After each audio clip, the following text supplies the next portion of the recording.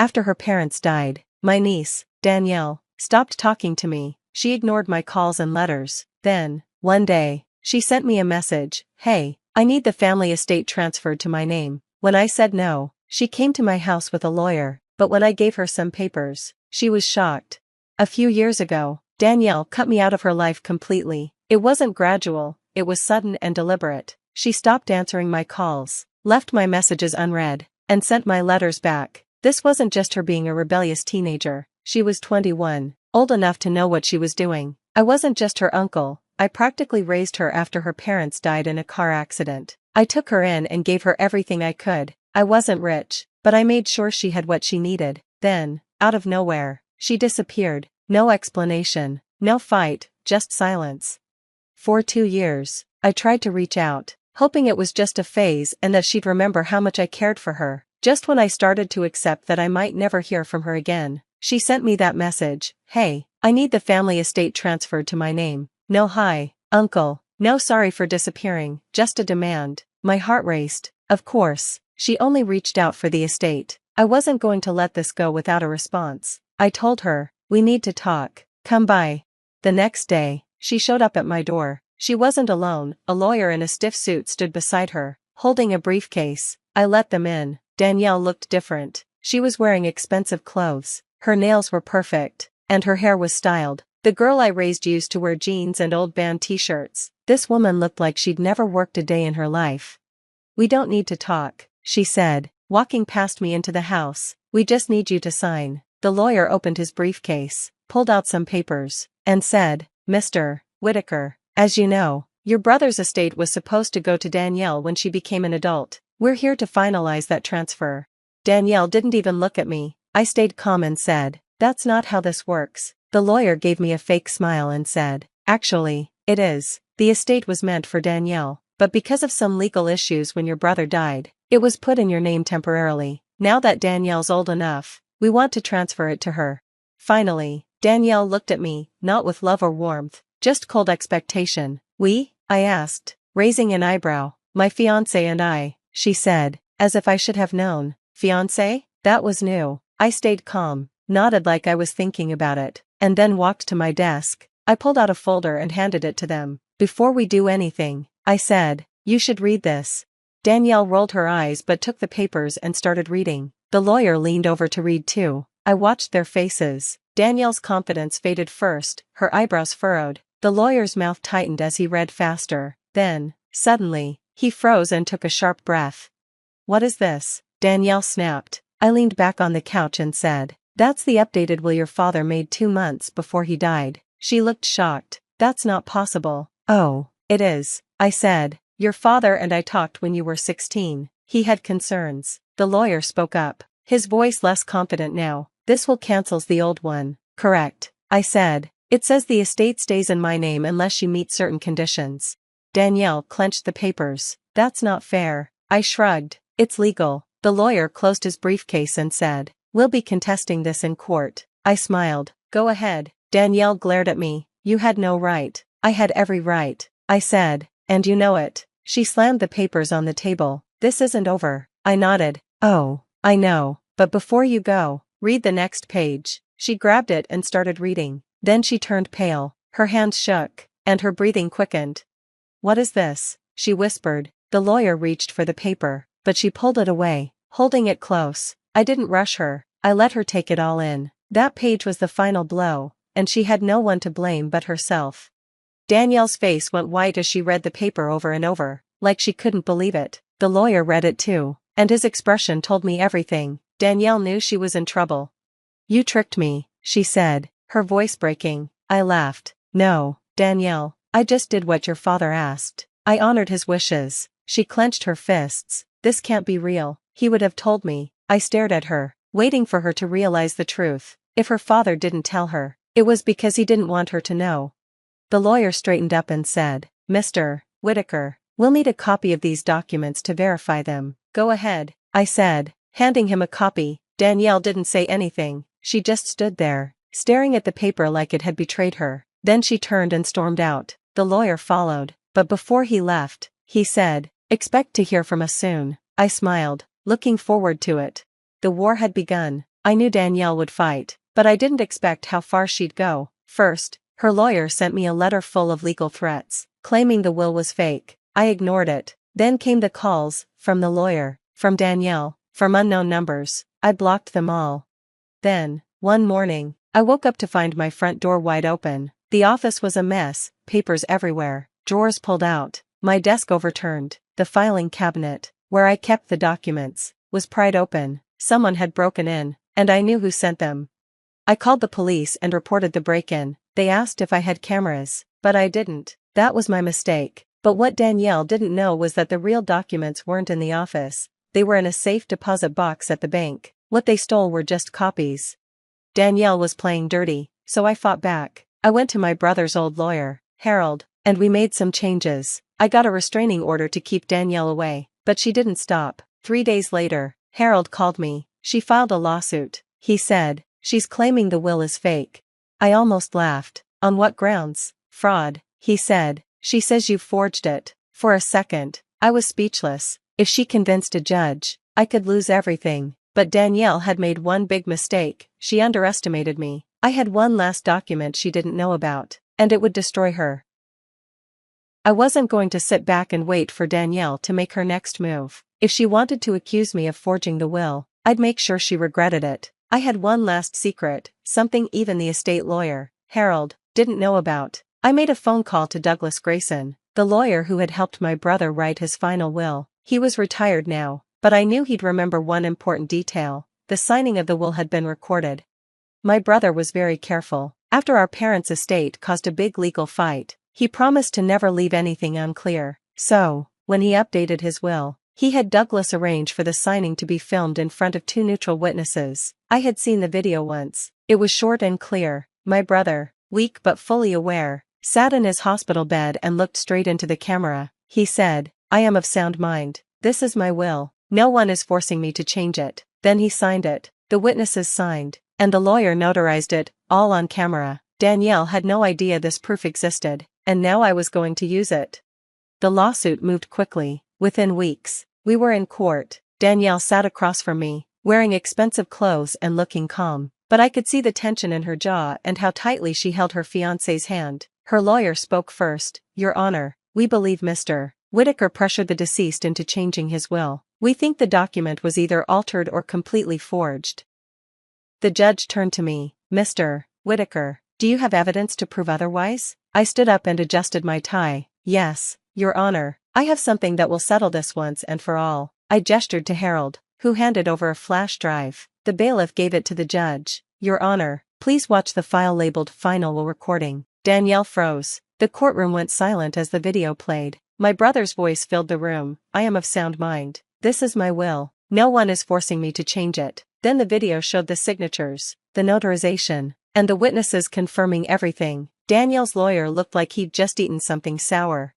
The judge turned to Danielle. "Miss Whitaker, do you still want to claim the will is forged?" Danielle opened her mouth but didn't say anything. Her face turned pale. Her lawyer whispered to her, probably telling her to drop the case before things got worse. But Danielle wasn't done. She stood up suddenly. "I was lied to." The courtroom buzzed. The judge raised an eyebrow. "By whom?" Danielle pointed at me. "By him. He manipulated my father into signing this." I sighed. "Danielle, the video. I don't care about the video," she shouted. "He always controlled everything. My father trusted him too much." Her lawyer tried to pull her back into her seat, but she pushed him away. "This isn't over," she hissed at me. The judge, clearly annoyed, said, "Miss Whitaker, I strongly suggest you listen to your lawyer before you say anything else that could hurt your case." But Danielle was too angry to stop, and that's when she made her biggest mistake. The case should have ended there, but Danielle wasn't just after the estate anymore. She wanted revenge. The next morning, I woke up to my phone blowing up with notifications. Danielle had gone public. She posted a long, emotional rant on social media, claiming I had stolen her inheritance and left her poor while I lived in luxury. She played the victim perfectly, painting me as a greedy, controlling uncle who took everything from her. She mentioned the lawsuit but left out the part where the judge basically dismissed her claims. And the worst part? People believed her. Her post went viral. Thousands of comments, shares, and messages flooded in. Strangers called me a monster, and I even got threats. Danielle wanted to ruin me, But what she didn't realize was that she had just given me the perfect chance to destroy her. The evidence I had been holding back. Danielle's story had one big problem: she wasn't poor. In fact, she was living in a multi-million-dollar penthouse in Miami, bought 6 months earlier in her fiancé's name. Where did they get the money? Simple. She had already taken money from her parents' other accounts. The estate wasn't the only thing my brother left behind. There were savings accounts, investments, and a trust fund meant for Danielle's future. She wasn't supposed to touch it until she turned 30, but she found a way to access it early, and I had proof: bank records, withdrawal receipts, and even a document with her fiancé's signature showing they moved the money into an offshore account. Danielle wasn't broke, she was a liar, and now, I had the evidence to prove it. I let Danielle enjoy her moment in the spotlight. I let her soak up all the sympathy. Then, I dropped the truth. I leaked every document, bank transactions, proof of the trust fund withdrawals, and even a photo of her standing on her Miami penthouse balcony, holding a wine glass, taken from her fiancé's social media. The internet turned on her fast. People who had defended her started deleting their comments. Others called her a thief. Memes about her popped up overnight. But the worst part for Danielle was that the bank saw the leaks too. The trust fund had strict rules, and accessing it early was fraud. Now, Danielle wasn't just losing public support, she was facing real legal trouble. Danielle had nowhere to hide. Once the bank got involved, things moved quickly. Her accounts were frozen. Investigators started looking into her finances. Her lawyer, who had been so confident at first, dropped her as a client. Even her fiancé left, deleting his social media and disappearing. But the real explosion happened in person. I was at home when I heard someone pounding on my door. I knew who it was before I even opened it. Danielle stood there, looking like a mess. Her expensive clothes were wrinkled, her hair was a mess, and her makeup was smeared. She looked nothing like the confident woman who had shown up with a lawyer demanding her inheritance. She pushed past me before I could say anything. "You ruined my life." I closed the door and faced her. "No, Danielle, you did this to yourself." She turned around, her eyes blazing. "I trusted you. I thought you'd take care of me. Instead, I held up my hand. "Don't play the victim. You stole from your own father's trust fund. You lied to people. You left me behind the moment you thought you didn't need me." She laughed bitterly. "Oh, so this is about you? About how you feel? What about me? You don't know what it was like." I snapped back. "Do you know what it was like for me, Danielle? Do you have any idea how it felt to be cut off by the girl I raised like a daughter? To be ignored for years, only for you to show up when you wanted money? You made your choices, and now you don't like the consequences." Tears filled her eyes. For the first time, I saw real fear, not anger, not entitlement, just fear. "Uncle, please," she whispered. "I have nothing left." I stared at her, my jaw tight. This was the moment, the part where, in some stories, the family would come together, and I'd forgive her, take her back, and fix everything. But this wasn't a story, this was real life, and in real life, actions have consequences. I sighed and ran a hand over my face. "You need to leave, Danielle." She blinked. "What? You need to go," I said, my voice tired. "I can't fix this for you." "I won't." She shook her head frantically. "You're all I have left." "No," I said, stepping back. "I was all you had left, and you threw that away." Her face crumpled. She stumbled back, like I'd hit her. She swallowed hard. Did I still care about her? Yes, but loving someone doesn't mean letting them destroy you. Danielle wiped her face angrily. "Fine," she spat. "I don't need you anyway." She turned and stormed out. I didn't stop her. For the first time in years, I felt free. Danielle didn't go to jail. The bank offered her a deal to avoid a long trial. She had to pay back every cent she took, which meant selling her car, jewelry, and the Miami penthouse. She was broke and alone. She tried reaching out again, this time with messages that were less demanding and more desperate. "I'm sorry, I didn't mean it. Can we talk?" I didn't respond. Maybe one day, years from now, if she truly changed and learned what real accountability meant, I'd reconsider, but not today. "And of course the beach house should go to me." Ava's sharp voice cut through the murmurs filling the room. "After all, I'm the eldest." My blood turned to ice in my veins as I listened to my stepdaughter's words. We were gathered for Ethan's wake, and before his body was even cold, his children from his first marriage were already squabbling over his assets like hungry vultures. Leo nodded vigorously. For sure, the old man would have wanted us to have it. All those summers we spent out there as kids. Nora shifted uncomfortably but said nothing as Ava continued. This entire situation is just obscene. How could he leave everything to that woman? She jerked her head in my direction, blind hatred glinting in her eyes. I felt Derek's firm hand on my arm, grounding me. Ethan's oldest friend and our family lawyer leaned in. Don't listen to them, Mira. This is just the grief and greed talking. But it didn't feel that way to me. Not with the venom in Ava's voice as she spat. She was nothing more than a glorified nurse he took pity on after his divorce. We're his real family.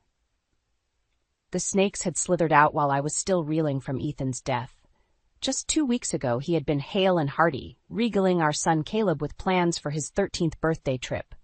Now he was gone, struck down by a heart attack, sudden and cruel, and his offspring from his first marriage were wasting no time asserting their birthright. Caleb tugged at my sleeve, eyes wide with confusion and fear. Poor boy didn't understand the depths of his siblings' depravity.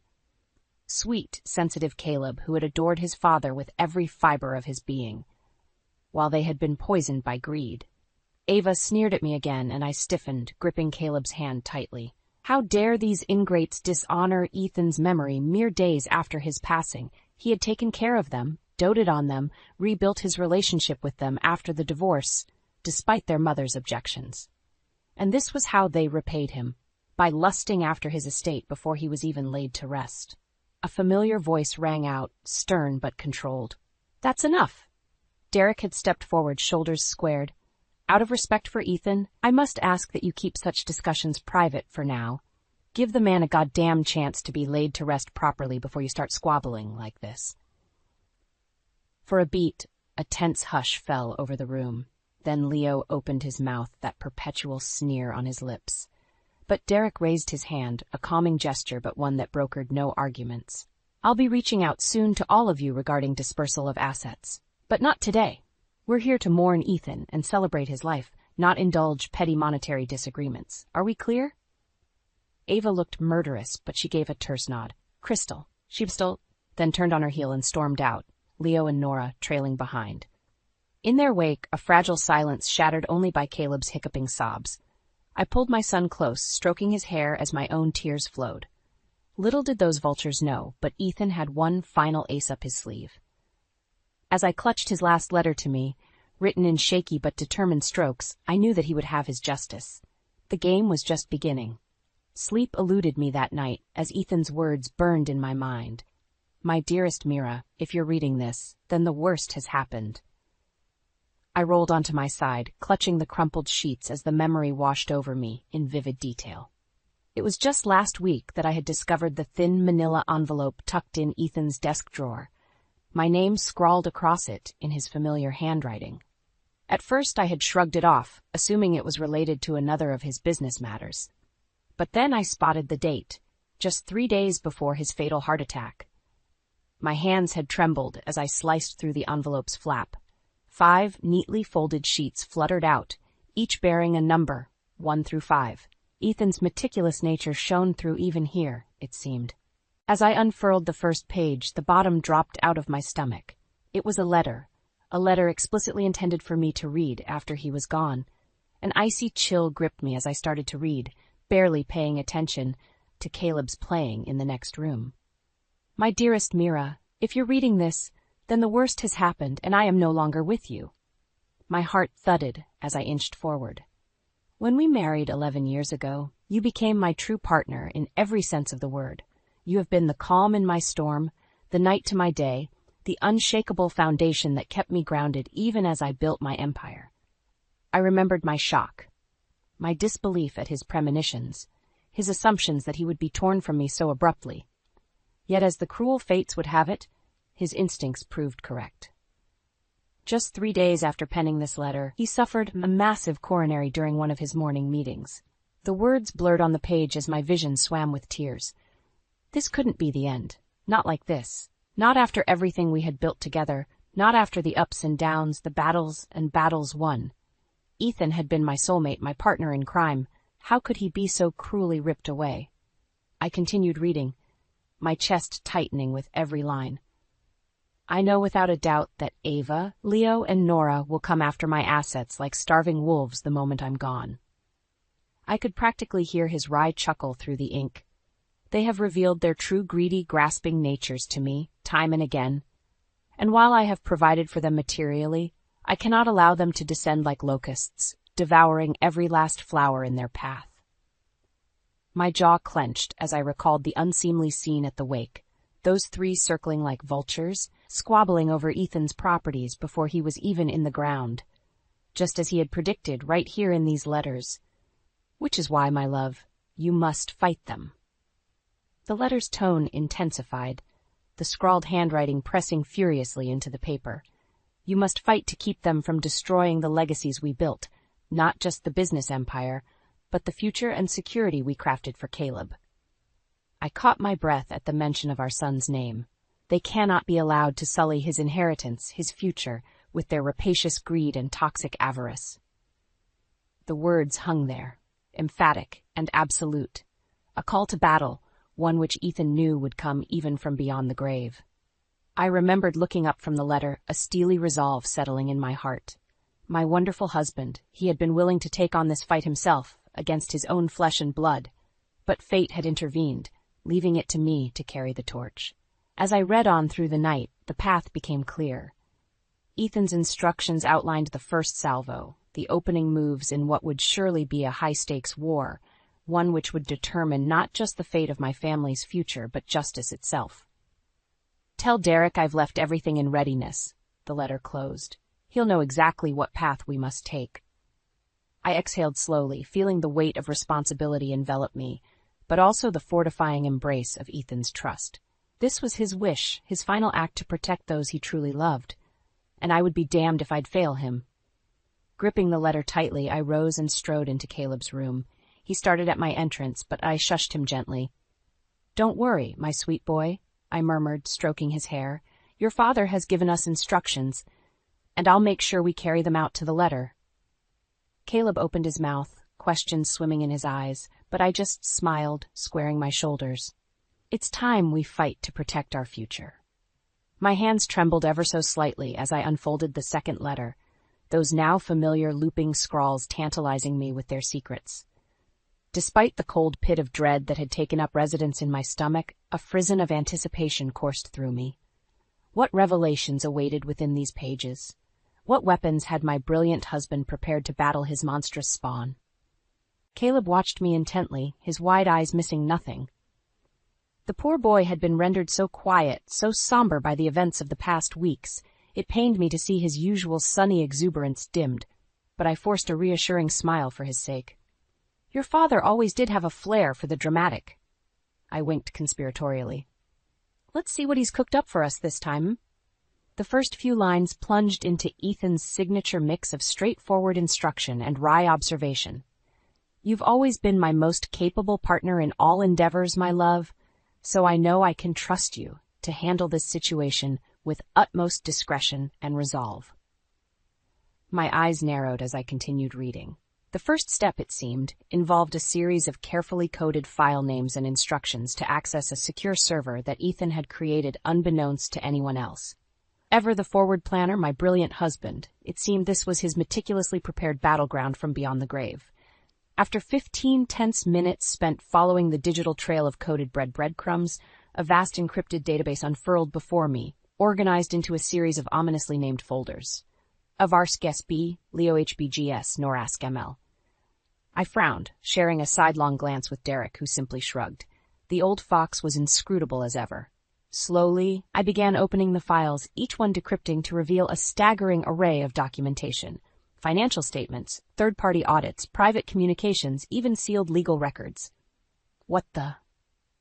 I felt the blood drain from my face. Those ingrates, those grasping amoral snakes.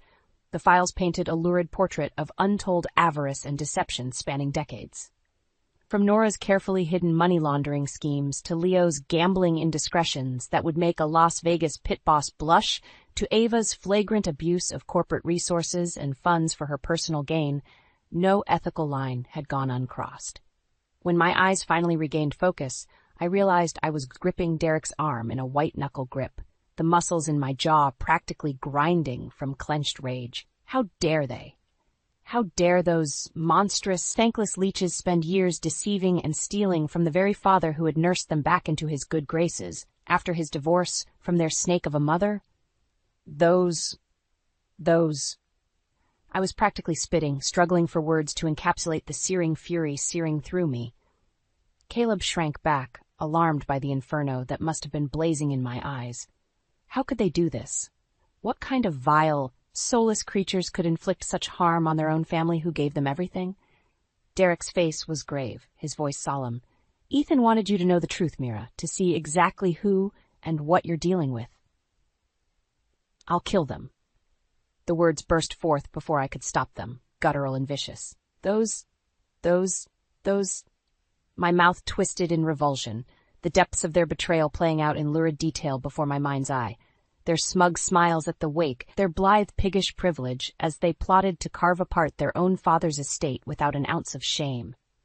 A crimson haze began creeping across my vision as memories of their past transgressions compounded into an unstoppable tsunami. The lies, the selfishness, the flagrant using and abusing of Ethan's goodwill at every turn. Derek's voice was a lifeline dragging me back from the abyss. This is why he made that plan, Mira. This is what we're fighting. Slowly, the fog receded, my senses reorienting around that single-minded focus of determination. Yes, Ethan had seen this all coming. He knew exactly what vicious brood of vipers he had brought into this world, their fangs dripping with venom the instant he succumbed. That was why he had made preparations, why he entrusted his beloved wife with the tools to stand tall and fight for the family's true legacy. With trembling hands, I gathered the documents, weapons for the battle to come. Cold hatred flooded my veins as images of their smug, venomous faces burned in my mind. "All right, you grasping bastards," I growled, squaring my shoulders. "Let's go to war." The sleek lines of my cherry-red Mercedes ate up the road as I sped through the rain-slicked streets, the world outside blurring into a kaleidoscope of neon and shadow. In the passenger seat, Derek's reflection glared back at me in the windshield, his jaw set in a grim line. "You're sure about this?" The question cut through the tense silence. I didn't miss a beat. Absolutely. My knuckles tightened on the steering wheel. It's time they answered for their depraved actions. In the rearview mirror, I could see Caleb's wide eyes peeking over the top of Ethan's stack of files cradled in his lap, the damning evidence of his deceitful siblings' myriad sins. The poor boy had been shocked into numbed silence upon seeing the extent of their treachery. Not that I could blame him. This had to end here and now. There would be no more poison seeping from that festering wound, no more degradation of the family legacy that Ethan had poured his life into upholding. If his own flesh and blood lacked the honor and ethics to protect it, then I would stand in the breach and do what needed to be done. We pulled up to the ornate law offices, all carved mahogany and polished brass, in a classic display of old money decadence. Ava's vehicle was already in its typical spot. Of course, the leech would have arrived early to start spinning her vile machinations. The second my heels hit the marble floor, her shrill tones assaulted my ears. "This is utterly preposterous." She stabbed a filed nail in Derek's direction as Leo and Nora ringed her like sullen bodyguards. "How dare you even entertain this insipid notion that our inheritance could possibly be impacted? I won't have it." Derek cleared his throat. "Your father's wishes were quite clear in his most recent will and estate documents. His instructions were—" "His instructions?" Ava's nostrils flared with undisguised rage. How convenient that he left instructions that so transparently favor his little boy toy over his own children. My grip tightened on Caleb's hand until my knuckles turned white. That classless harpy, how dare she slander Ethan's choices with her petty, ignorant jealousy. Still, I kept my expression neutral as I stepped forward, the binders of evidence clutched like deadly weapons. "There's something you should all see before we continue." I pitched my voice in a deadly calm tone. "Some information that has recently come to light regarding all of your activities." Ava opened her mouth, eyes glittering with malice. But Leo beat her to the punch with that familiar snide bark of laughter. "Oh, here we go with the histrionics. What's in those, huh? More of your little crocodile tears act to try and guilt us into money laundering." My words detonated like a bomb in the middle of their smug tirade, rendering them momentarily stunned into silence. I pressed on, keeping my voice even and measured. Embezzlement, tax evasion, fraud on massive scales totaling in the tens of millions over the past 2 decades. I held up the binders, letting them take in the sheer volume of evidence collected there. For all of it meticulously documented in these files, complete with third-party audits and legal documentation to back it up. An uneasy tension crept over their faces as a hush descended. I could see the gears churning as they grappled to process this sudden upending of the playing field. Then Leo spoke again, a desperate edge creeping into his mocking chuckle. Those are preposterous allegations with no basis in fact, I'm sure. Just more pathetic lies and fabrications from this manipulative. They're all true. The softly spoken declaration lanced through the room with shocking potency, drawing every eye to Derek.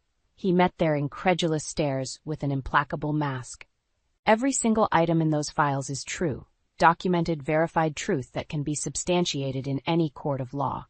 He folded his hands calmly. Your father was well aware of your indiscretions over the years. He simply chose not to pursue them until his passing, at which point he ensured this information would be leveraged accordingly. The snakes were squirming now, beneath the blinding light of truth being shone into their squalid little burrow, faces paling and contorting with rage. But Ava still rallied with a last snarling burst of wounded entitlement. You liar! You pathetic old vulture, making up stories to try and steal what's rightfully ours. She wheeled on me, eyes wild, and you conniving little whore, always hanging on to father's coattails, thinking you could just take what belonged to his real family. I won't let you. I won't. Enough.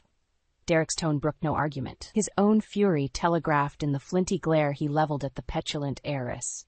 When he spoke again, each word dripped with icy venom. You 3 have proven yourselves not only grasping ingrates, but hardened criminals of the worst order who manipulated and stole from your own father. With any luck, you'll end up behind bars for the myriad charges that will be filed once this evidence sees the light of day.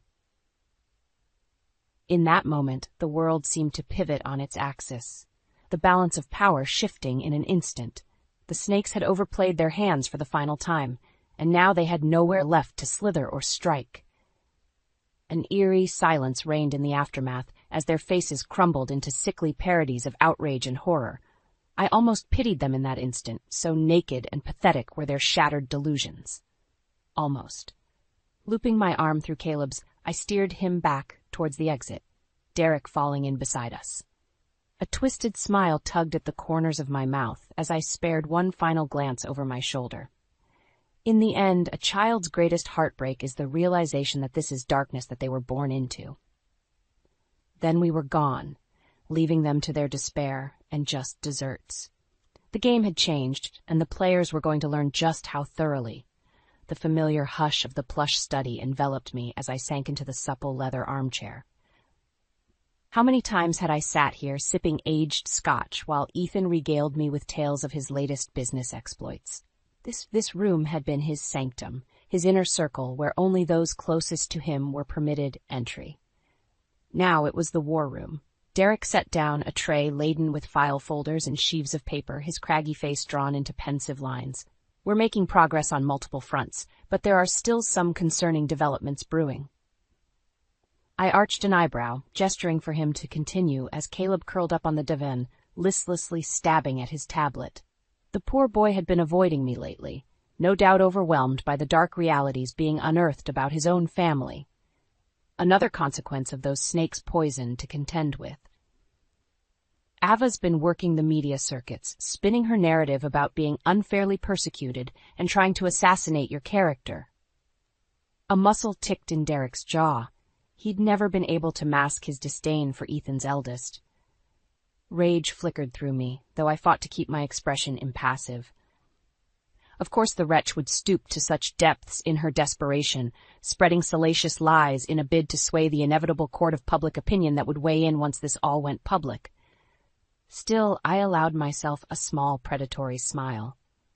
If public sentiment is what she wants to play for, we'll gladly oblige her. Derek's eyebrows rose quizzically, even as understanding glinted in his eyes. With a few deft keystrokes, I activated the Media Blitz protocol Ethan had shown me, setting a vast factory of bloggers, pundits, and social media influencers into motion. Within minutes, the first damaging leaks began sprinkling across the internet, tantalizing whiffs of the snake's crimes, hitting just the right marks to whet appetites. "There," I stated with grim satisfaction. "Let's see how well her crocodile tears hold up against the documented facts of her family's misdeeds." Information was power, and Ethan had stockpiled enough ammunition for the mother of all wars on this front. Thanks to his paranoid foresight and meticulous records, any attempts at disinformation or suppression would prove futile against the tidal wave about to crash down upon Ava and her cohorts. Turning back to the files, I rifled through them with renewed vigor. "What else do we have? There's no such thing as too much leverage." Derek nodded, expression hardening. "I've also uncovered some disturbing activity around Ethan's companies that points to potential corporate sabotage attempts from our adversaries." My head snapped up. "Explain." "A number of concerning personnel moves and expenditure discrepancies at some of the subsidiary branches." Derek extracted a folder, handing it to me. "Here are the accounting audits. It looks like funds are being diverted into some shadowy slush areas, likely to fuel further disruptions." "Those wretched snakes," I hissed, scanning the documents with mounting disbelief and rage. "Not content with robbing their own father and betraying his legacy, now they want to burn it all down, too. Of course they would stoop to such reprehensible depths. Their venomous greed and bitterness knew no bounds. Principles be damned. If they couldn't have Ethan's empire for themselves, they were determined to scorch the earth and salt the remains. Well, not on my watch." The phone was to my ear before conscious thought, muscle memory taking over as I rapidly punched in a coded sequence. When the line picked up, I didn't waste time with preamble. "Wade, it's Mira. We have a situation brewing. Possible infiltrators trying to compromise our holdings." I laid out the details in crisp, precise phrases, feeling a feral sort of satisfaction at the clipped, flinty responses from the other end. Ethan's head of corporate security had always been one of the family's staunchest loyalists and a consummate professional when it came to neutralizing threats. Derek watched me with an approving nod as I terminated the call, already mapping out our next actions. We'd hit them from every angle, whether slithering snakes or cunning serpents, starting with locking down anything they tried to sink their greedy fangs into. A muffled gasp drew my attention across the room, where Caleb sat frozen, hand over his mouth and eyes wide with shock. Before I could react, his whispered words dropped like a lead weight. "Mom. The house." The security alert klaxon had already begun blaring by the time my feet hit the polished marble foyer downstairs. In one blistering glance through the reinforced windows, the full extent of the Viper's strike revealed itself. Glass shattered, gates torn open, windows smashed. An entire tactical team of masked intruders storming the premises, fanning out with cold precision. And at their core, striding with a victorious sneer, leading the charge, Ava. My heart stopped. No, not my home, not my sanctuary. My fists clenched in rage even as my mind whirred with sickening realization. The sudden activity around Ethan's assets. It had all been a feint, a diversion to draw our scrutiny away while the real play unfolded on our own doorstep. They were going for the jugular and hitting where it would hurt most. Derek exploded from the study, slamming his fist against the security lockdown switch as Wade's team began engaging the invaders. "We're cut off outside! They've trapped us inside!" My world narrowed to a single point of blazing fury as Ava's triumphant laughter rang out, muffled through the ballistic glass yet still scraping like nails. "Did you really think it would be that easy, you sanctimonious bitch?" She leveled the barrel of her rifle directly at me with a feral grin. "Time to burn it all down, starting with you."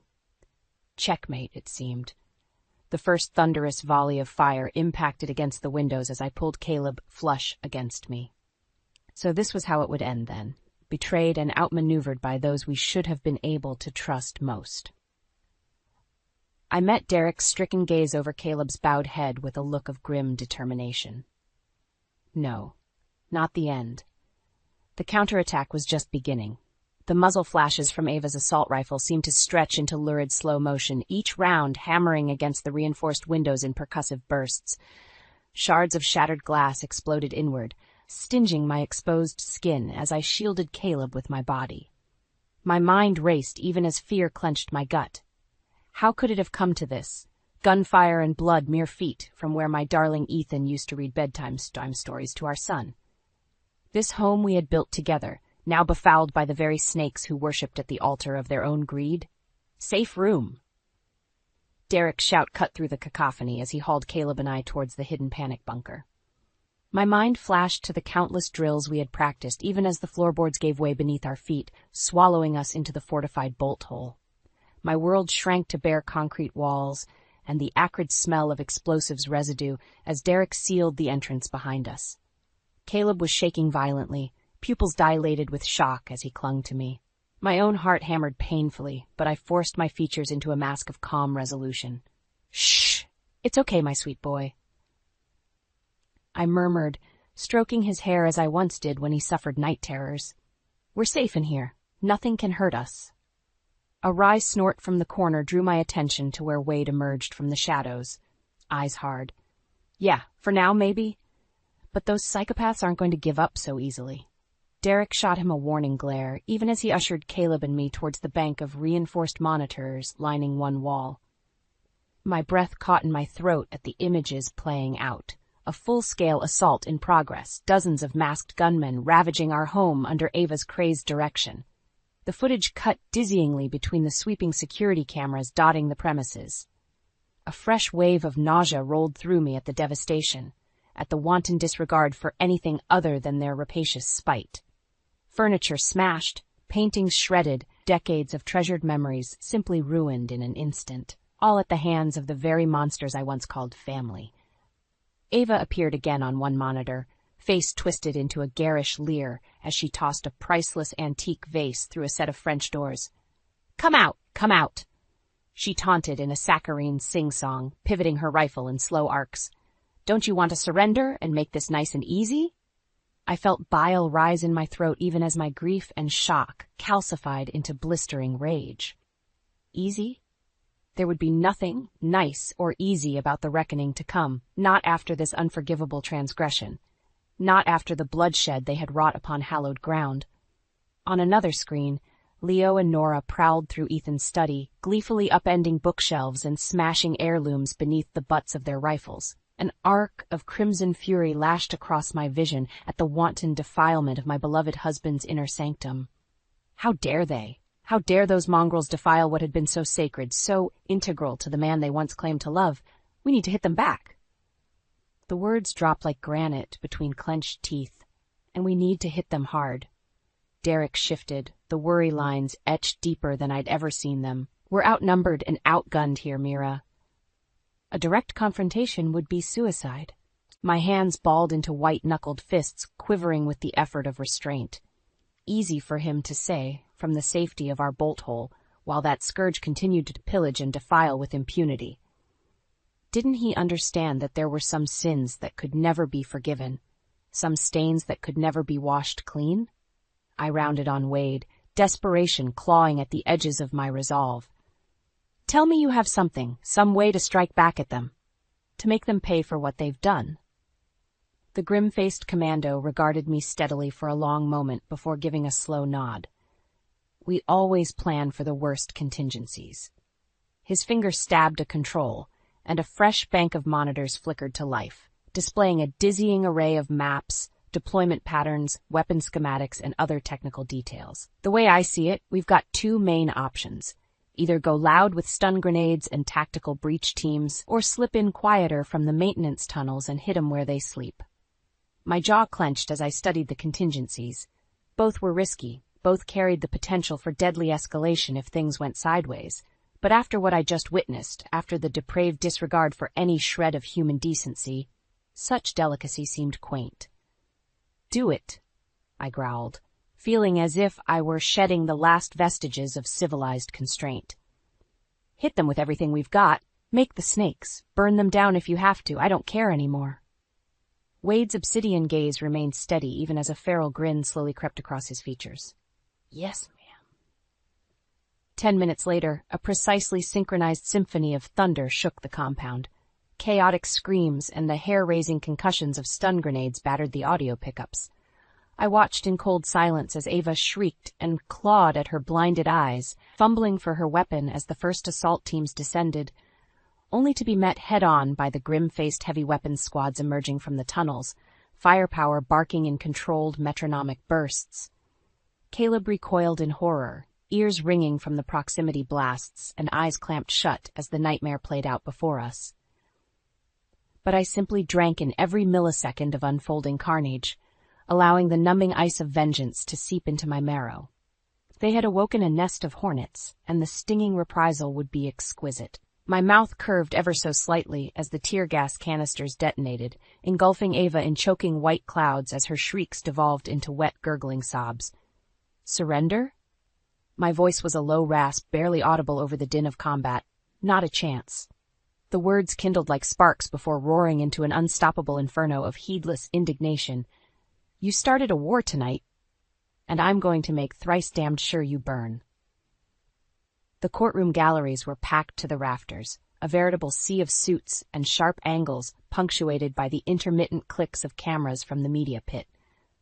A low buzz of anticipation thrummed through the air, sparking with unseen currents of electricity as we awaited the arrival of the presiding judge. Beside me, Derek's expression was carved from granite, giving away none of the exhaustion or strain that etched his features after months of endless motions and legal wrangling. This would be the culmination, the deciding salvo in our battle to hold those treacherous vipers accountable not just for their sordid crimes, but for the very souls they had bartered away to the demons of greed and entitlement. When the bailiff finally announced the judge's entrance, a hush blanketed the room, allowing every muted footstep and rustling whisper to resonate obscenely. I inhaled deeply, steeling myself against the rising tide of anger and disgust that threatened to overwhelm me as Ava, Leo, and Nora were led in, still defiant in the face of their impending judgment. My nails dug crescents into my palms as I drank in their appearances. Ava's once haughty mask reduced to a twisted caricature of barely contained rage, Leo's perpetual sneer now tinged with naked fear, and Nora. Poor, pathetic Nora, whose cowardice and moral vacancy had condemned her to this fate alongside her monstrous siblings. They huddled together, shooting venomous glares and muttered asides like truculent children, even as their legions of millionaire attorneys fussed and preened. Pathetic, simply pathetic, the lot of them.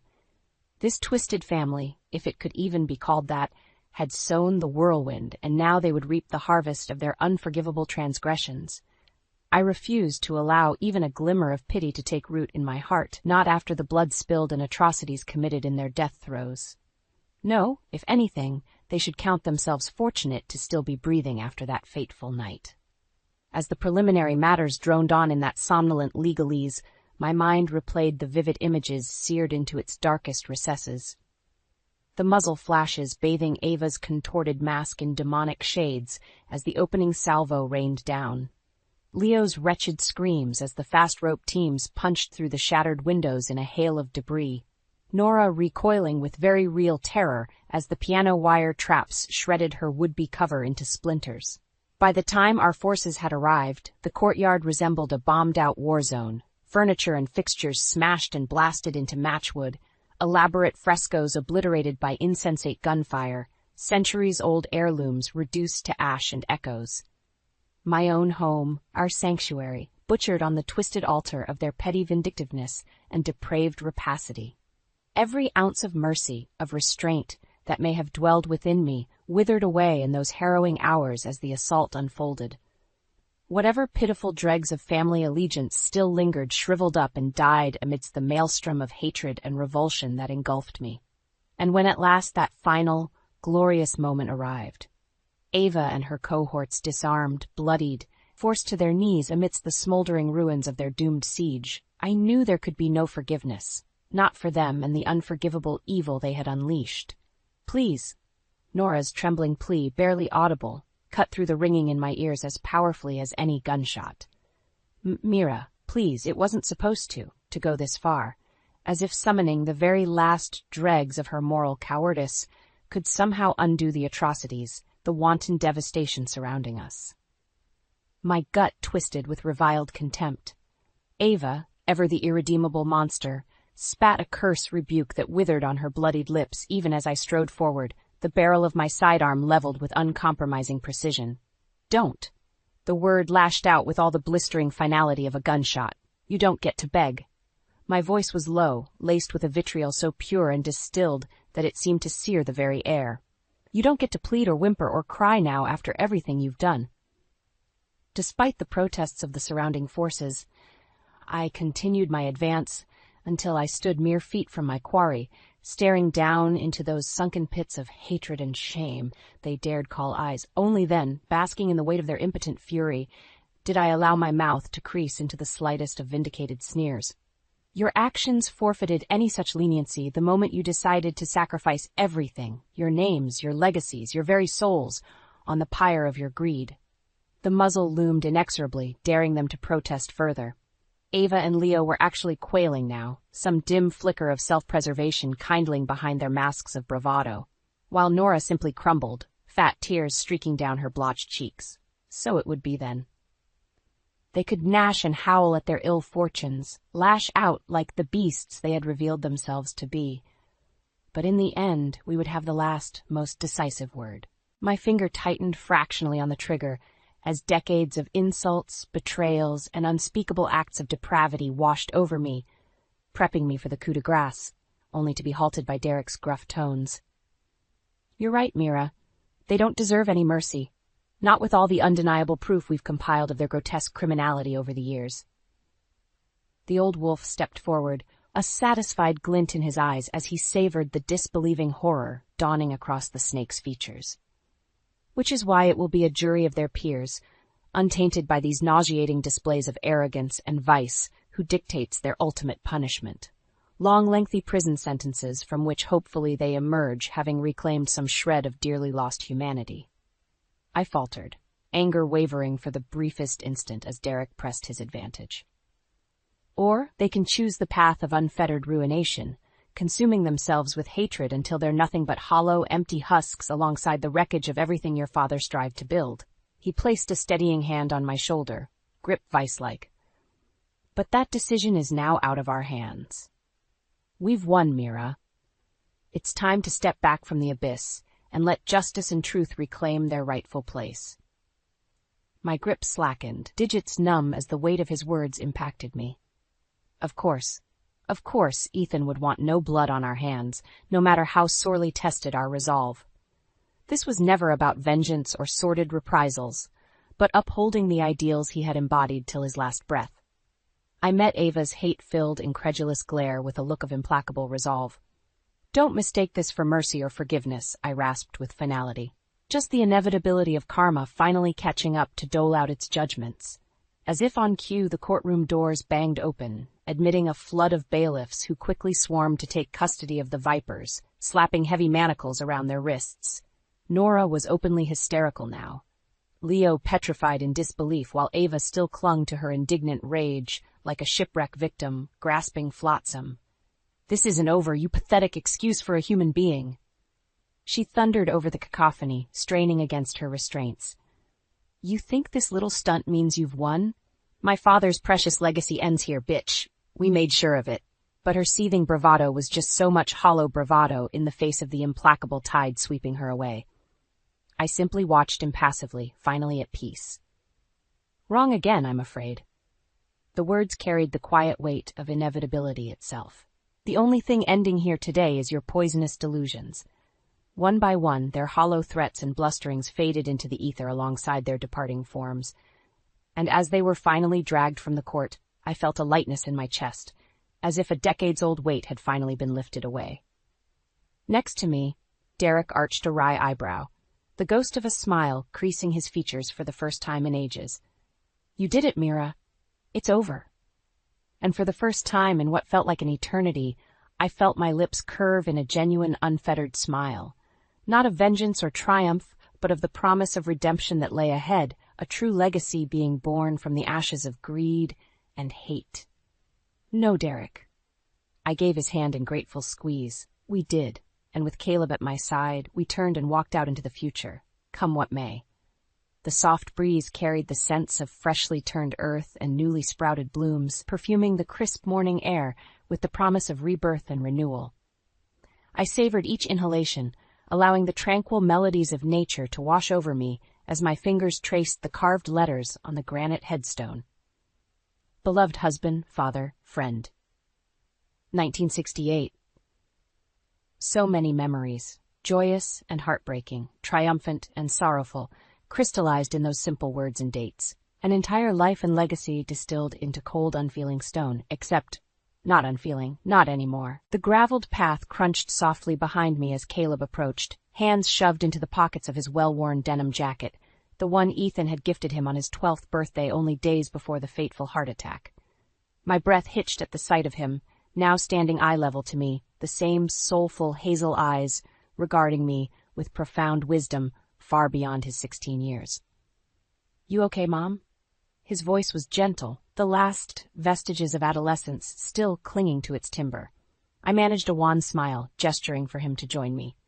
Just remembering is all.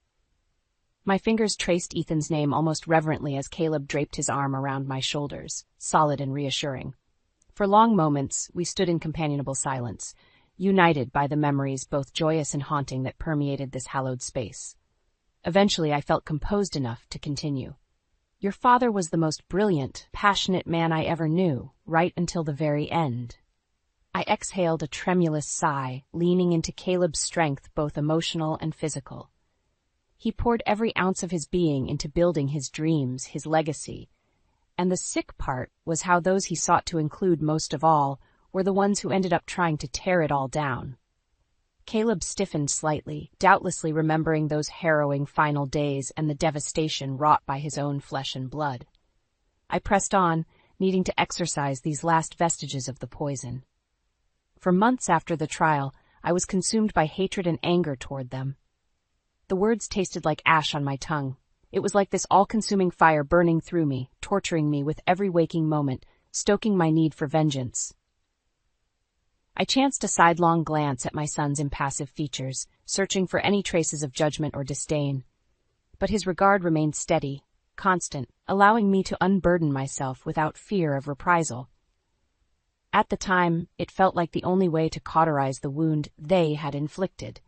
The betrayal, the wanton devastation, like nothing else could ever let me achieve peace. My words grew softer, more reflective. But that wasn't true healing, it was just piling more hurt and anger on top of the first. Your father wouldn't have wanted that. He never let his quest drag him down into that darkness. He stayed focused on upholding the ideals and integrity that drove him.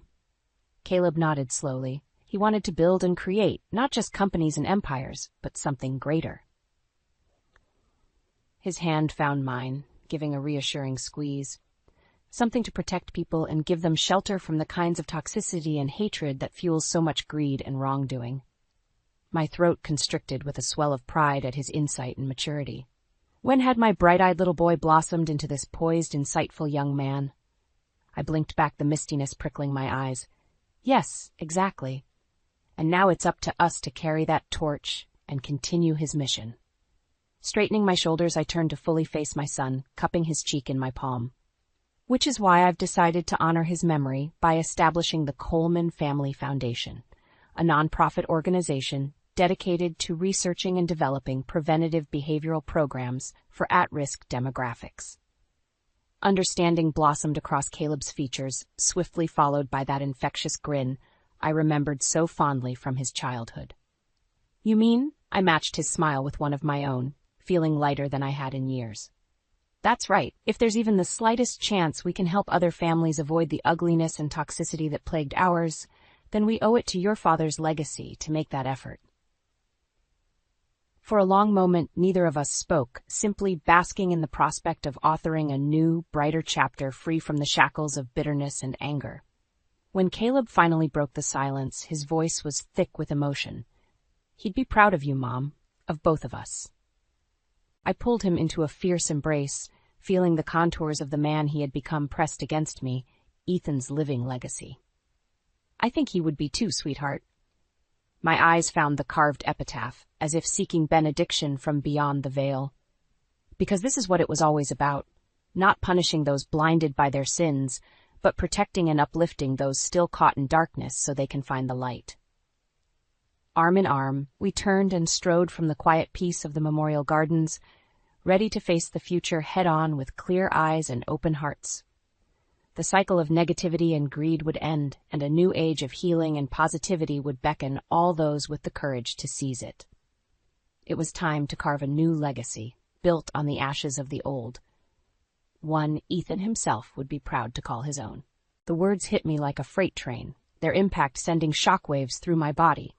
I froze, my hands still clutching the coffee mug, knuckles turning white. Massive fraud scandal, implicated Hughes. My ears rang as I strained to make out the hushed conversation between the two surgeons huddled nearby. Hughes. Garrett Hughes, my estranged husband. Fragments of their discussion pierced through the din of the crowded conference hall lobby. Criminal charges, federal investigation, millions lost. I squeezed my eyes shut, desperately wishing it were all a cruel misunderstanding. But deep down, a gnawing sense of truth clawed at my gut. Garrett had always been cavalier with ethics, bending rules to feed his insatiable ambition as a high-flying financial analyst. I'd turned a blind eye for too long, rationalizing his moral lapses as the cost of success, until they finally shattered our marriage beyond repair. My hands trembled as I gathered my things, the pieces slowly clicking into place. The constant business trips, the hushed phone calls, the blatant lies, they all reeked of guilt and deception now. As I hurried out, dodging clusters of colleagues, fury blazed within me. How could he? After everything, did he have no conscience? No thought for the consequences? For Elise? The thought of my 16-year-old daughter stopped me in my tracks. Sweet, innocent Elise, already grappling with the pressures of teenage life. This would devastate her. I clenched my fists, resolve steadying my nerves. Not this time, Garrett. I wouldn't let you inflict more pain on our family. My heels struck the pavement with newfound purpose as I stormed out of the hotel. I had to get to the bottom of this, for Elise's sake. And God help Garrett Hughes if the whispers proved true. I burst through the door of our upscale apartment, chest heaving. Garrett looked up from the sofa, his expression a portrait of nonchalance that I'd grown to despise. Lena, I didn't expect you back so. Cut the crap, Garrett, I snarled, thunder in my voice. What the hell have you done? His brows knitted in confusion. What are you talking about? The fraud scheme. I closed the distance between us, stabbing an accusatory finger into his chest. All those hushed meetings and shady dealings. I heard everything at the conference. His mask finally shattered, dread hollowing his eyes. Who told you? I recoiled, repulsed. So it's true? You lying, depraved bastard. Garrett's complexion turned ashen. Lena, please, let me explain. But I was done listening to his lies. Explain what? How you risked our lives, our daughter's future with your crooked greed? Drawing myself up, I met his pathetic gaze with steel. You're going to come clean, Garrett. To the authorities, to our daughter, to everyone. I won't let you put us through hell again. Jaw clenched, I turned on my heel and strode out, each step fortifying my resolve. The monster of deception I'd unknowingly married was unraveling, and this time I would be the one delivering justice. I stormed back into the apartment, slamming the door behind me. Garrett was slumped on the sofa, head in his hands. He looked up at the sound, eyes bloodshot. You're back, he croaked out. Don't act so surprised, I spat. Did you really think I'd just slink away after your despicable betrayal? Garrett rose warily.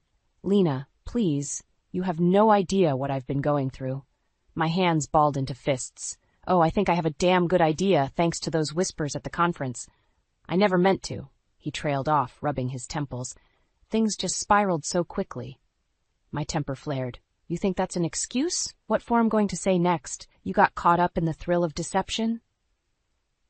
An uneasy silence stretched between us, thick with lingering resentment. Finally he spoke in a hoarse whisper. They're ruined, Lena. All my clients, my reputation.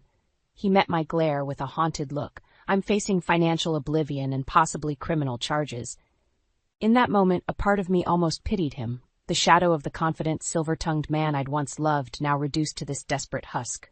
Almost. I stepped closer, voice dripping with venom. That's nowhere near the hell you've put our daughter and me through. Hurt flickered across his face, rapidly engulfed by shame. Good.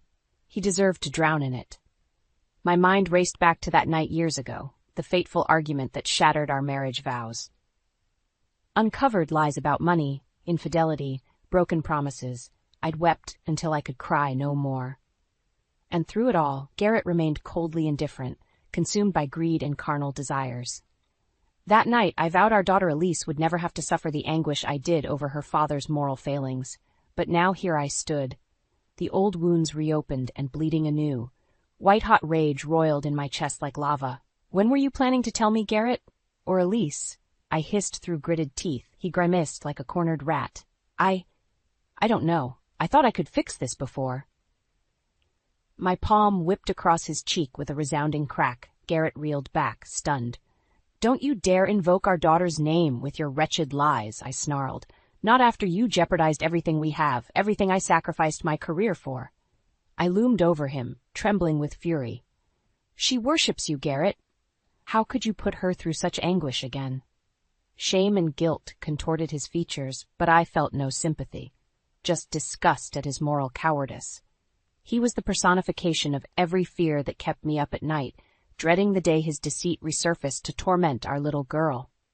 Suddenly, Garrett seemed to crumple under my withering glare.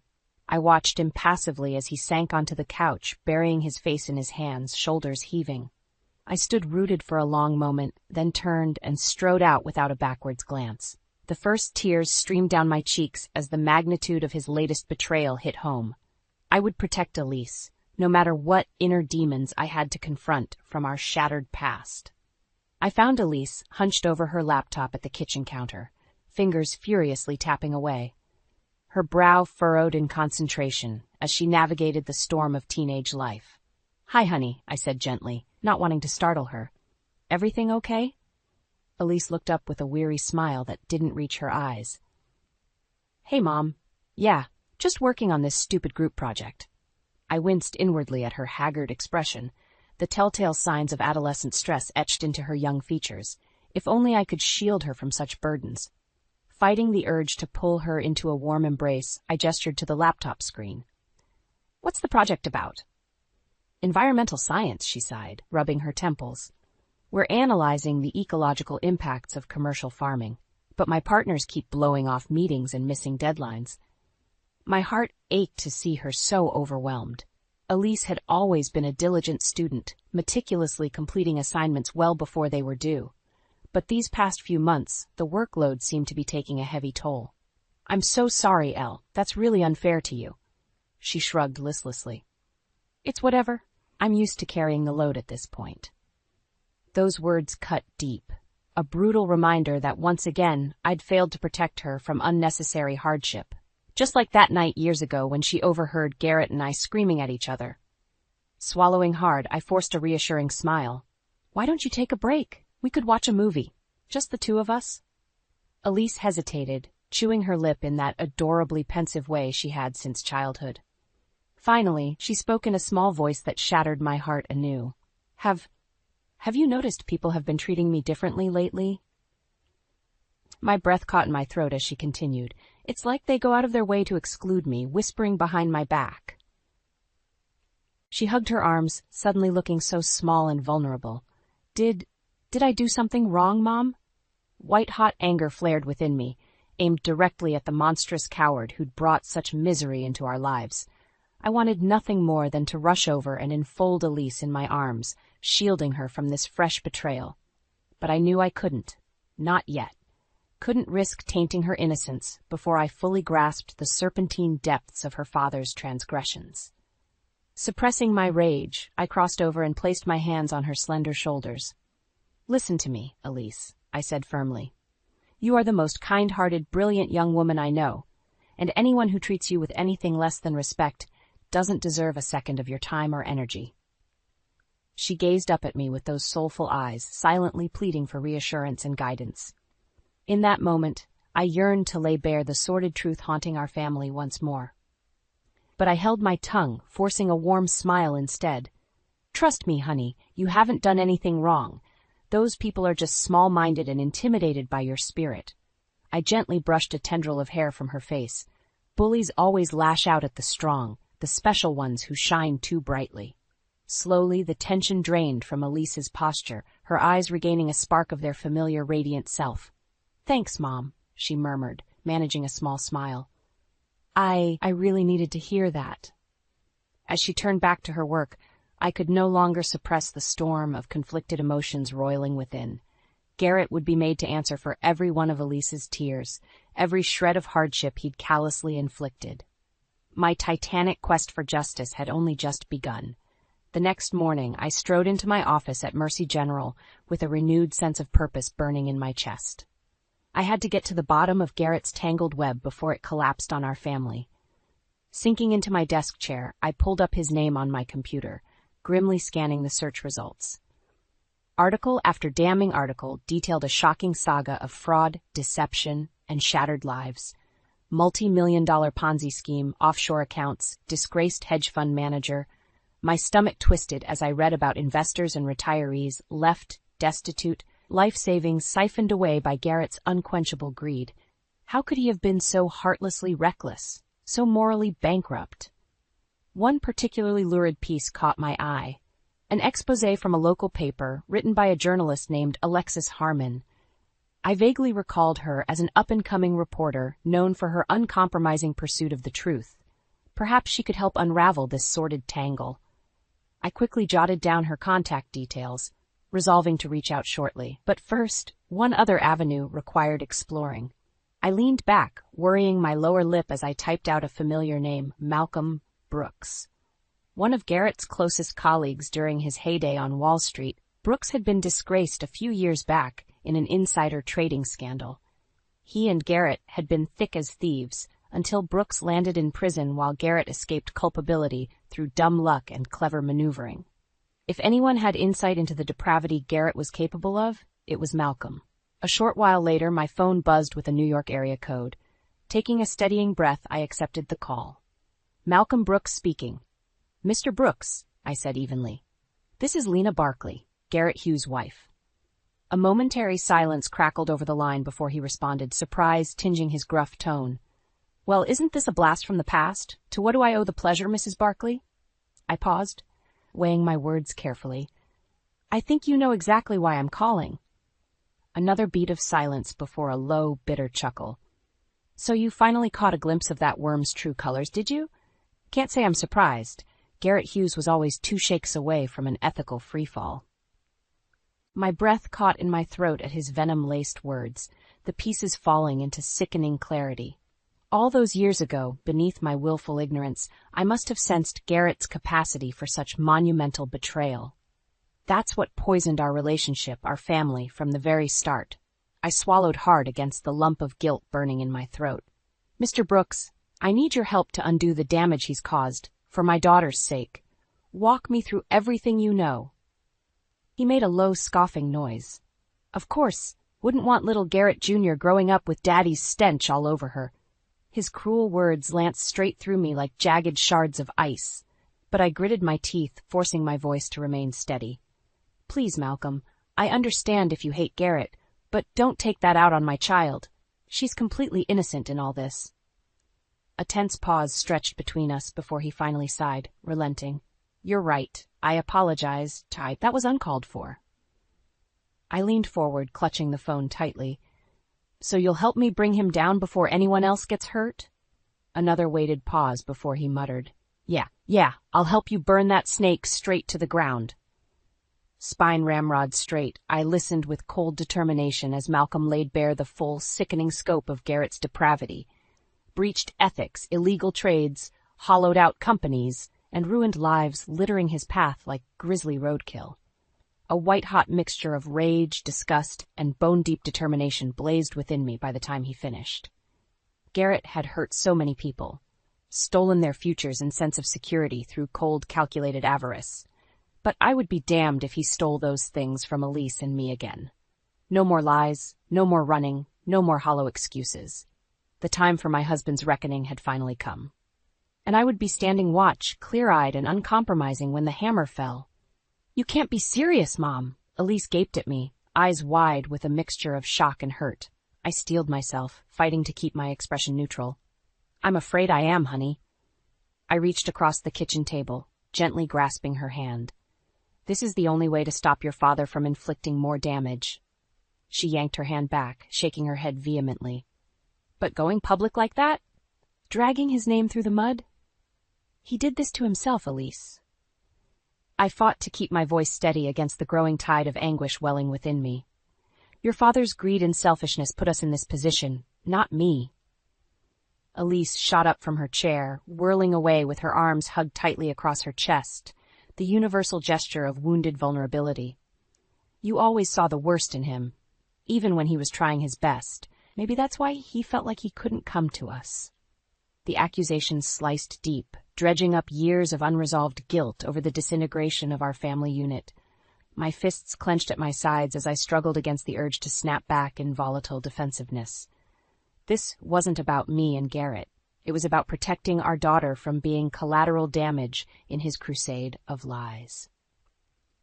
Drawing a steadying breath, I rose and crossed over to where she stood, trembling with her back towards me. Elise, look at me. I pitched my voice in that soft maternal tone that never failed to soothe her troubles as a child. You need to understand how dangerously far your father has gone this time. Slowly, achingly, she turned to face me, eyes glistening, lip quivering in a valiant struggle to maintain her composure. All those people he's hurt, the lives he's ruined. I fought against the lump swelling in my own throat. If I don't stop him now, we could lose everything. Our home, your college fund, my practice, everything we've worked so hard to build. A lone teardrop traced down Elise's porcelain cheek as the gravity of my words sank in. Wordlessly, I pulled her into a fierce embrace, cradling her head against my chest while she shuddered with muffled sobs. We stayed like that for countless moments, mother and daughter united against the maelstrom threatening to rip our family asunder once more. At last, Elise drew back, sniffling as she swiped at her damp cheeks. Her eyes still shone with unspeakable hurt, but now reflected a glimmer of dawning resolution. Okay, she said in a small but steady voice. If this is the only way to make Dad face the truth, I'm in. A fragile sense of hope bloomed in my chest, quickly tempered by lingering dread. I wish there was another way, Elise. Truly I do. But your father crossed a line this time that can't be ignored or undone. Marshalling my own inner reserves of courage, I drew myself up to my full height. We're going to work closely with my contacts, a tenacious reporter and one of your father's most embittered former colleagues. Together, we're going to systematically unravel and expose every sordid thread of his fraud to the public. Elise's expression hardened with grim determination, aging her well beyond her 16 years. Then let's get to work on bringing Dad's crimes to light, she said in a steely tone that would have made me proud under any other circumstances. No more lies. No more protecting the Garrett Hughes everyone thinks they know. She extended her hand in a symbolic gesture of familial solidarity. It's time he faced the consequences for who he really is. Our eyes locked, two affronted warriors bound by unbreakable blood and shared betrayal, vowing to settle an overdue personal reckoning. Squaring my shoulders, I grasped her hand in an unbreakable filial vice. Agreed.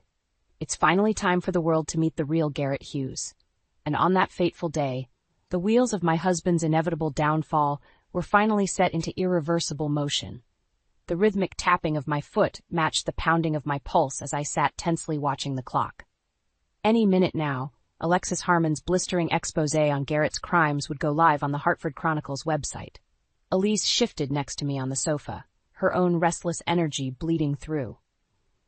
A myriad of emotions flickered across her face. Anger, sadness, trepidation. My heart ached to see the loss of her youthful innocence playing out so vividly. Squeezing her hand, I gave what I hoped was a reassuring smile. It's going to be okay, honey? She managed a wan nod, lips pressed into a grim line. Her phone buzzed, and she quickly silenced it, no doubt responding to yet another concerned message from a friend who'd inevitably seen the firestorm brewing on social media. Suddenly, my own phone rang, the call I'd been bracing for. Drawing a fortifying breath, I accepted and brought it to my ear. It's done. Alexis Harmon's crisp voice sounded tinny but resolute. The article just went live. complete with that paper trail from your source detailing every sordid dime Garrett pocketed illegally over the years. Thank you, Alexis, I said, squeezing Elise's hand tighter. You have no idea how much this means to us. Don't thank me yet, she replied grimly. This is just the opening salvo. Brace yourselves. Garrett's world is about to go nuclear. No sooner had she spoken than my laptop pinged with a new email notification. The subject line alone was enough to drain my face of all remaining color. Disgraced money manager Garrett Hughes orchestrated a $120 million Ponzi scheme. I drew a shuddering breath as the damning article's contents filled the screen. A masterfully crafted tapestry of cold, irrefutable facts meticulously unraveling my husband's litany of securities fraud, embezzlement, and brazen deception. Elise peered over, hand flying to muffle a horrified gasp as she digested the sheer enormity of Garrett's treachery.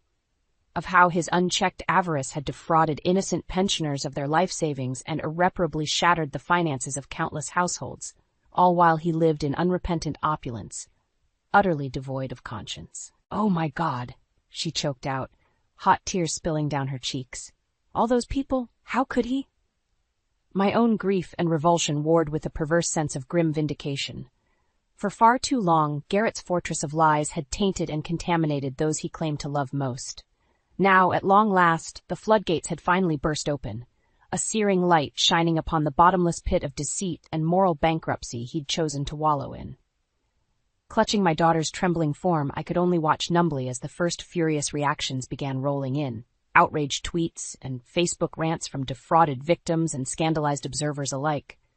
One particularly visceral comment seared itself into my memory. Garrett Hughes is a vile, avaricious monster who deserves to rot in jail for the rest of his miserable life. Far from objecting, I found myself silently agreeing. How could I not, after laying my eyes upon the full, grotesque tapestry of my husband's perfidy?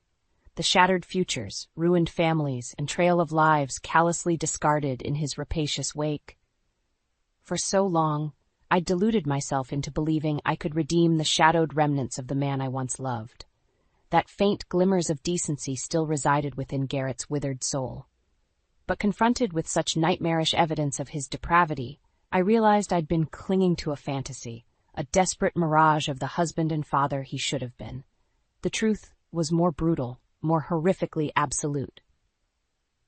Garrett Hughes was a pathological con man without a shred of empathy or remorse, and he needed to be stopped before his poison seeped into any more innocent lives.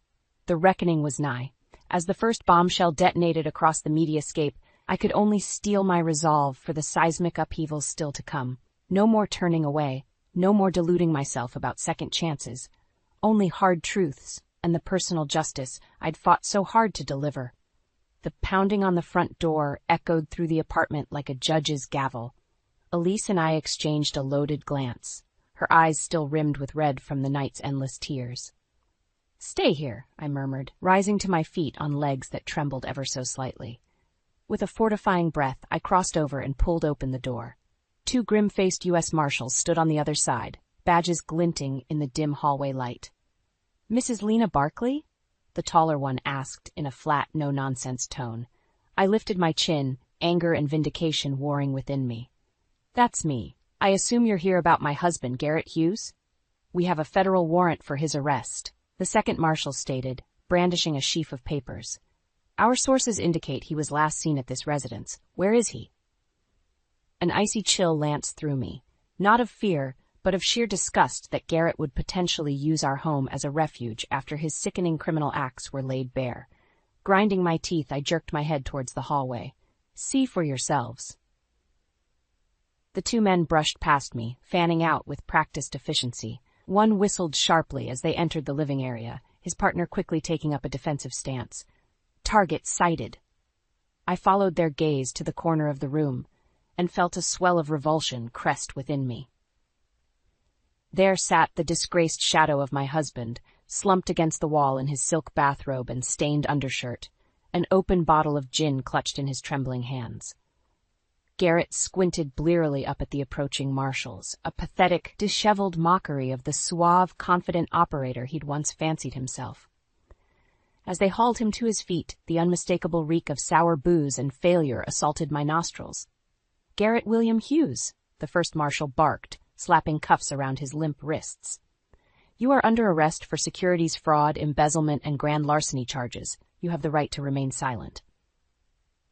Elise emerged from the hallway, eyes blazing with equal parts loathing and raw hurt as she took in her fallen father's pathetic state. "Mom," she whispered from the corner of her mouth, sounding almost childlike. "Was this really necessary, parading him out like some common criminal?" Another wave of anger swelled in my breast, this one tinged with protectiveness over my daughter's lingering innocence. With 3 long strides, I crossed over to stand mere inches from Garrett's sagging, swaying form. "Look at her," I spat, jabbing a finger towards Elise's stricken face. "Look at the anguish you've put this beautiful girl through, you selfish bastard." His head lolled up, bloodshot eyes struggling to focus on our enraged features. "Lilina? Elise? I?" "Save it, Garrett," I snarled, revolted by his meager attempt at drunken contrition. "We don't want to hear any more of your lies." Elise stepped forward then, every ounce of her petite frame radiating white-hot fury.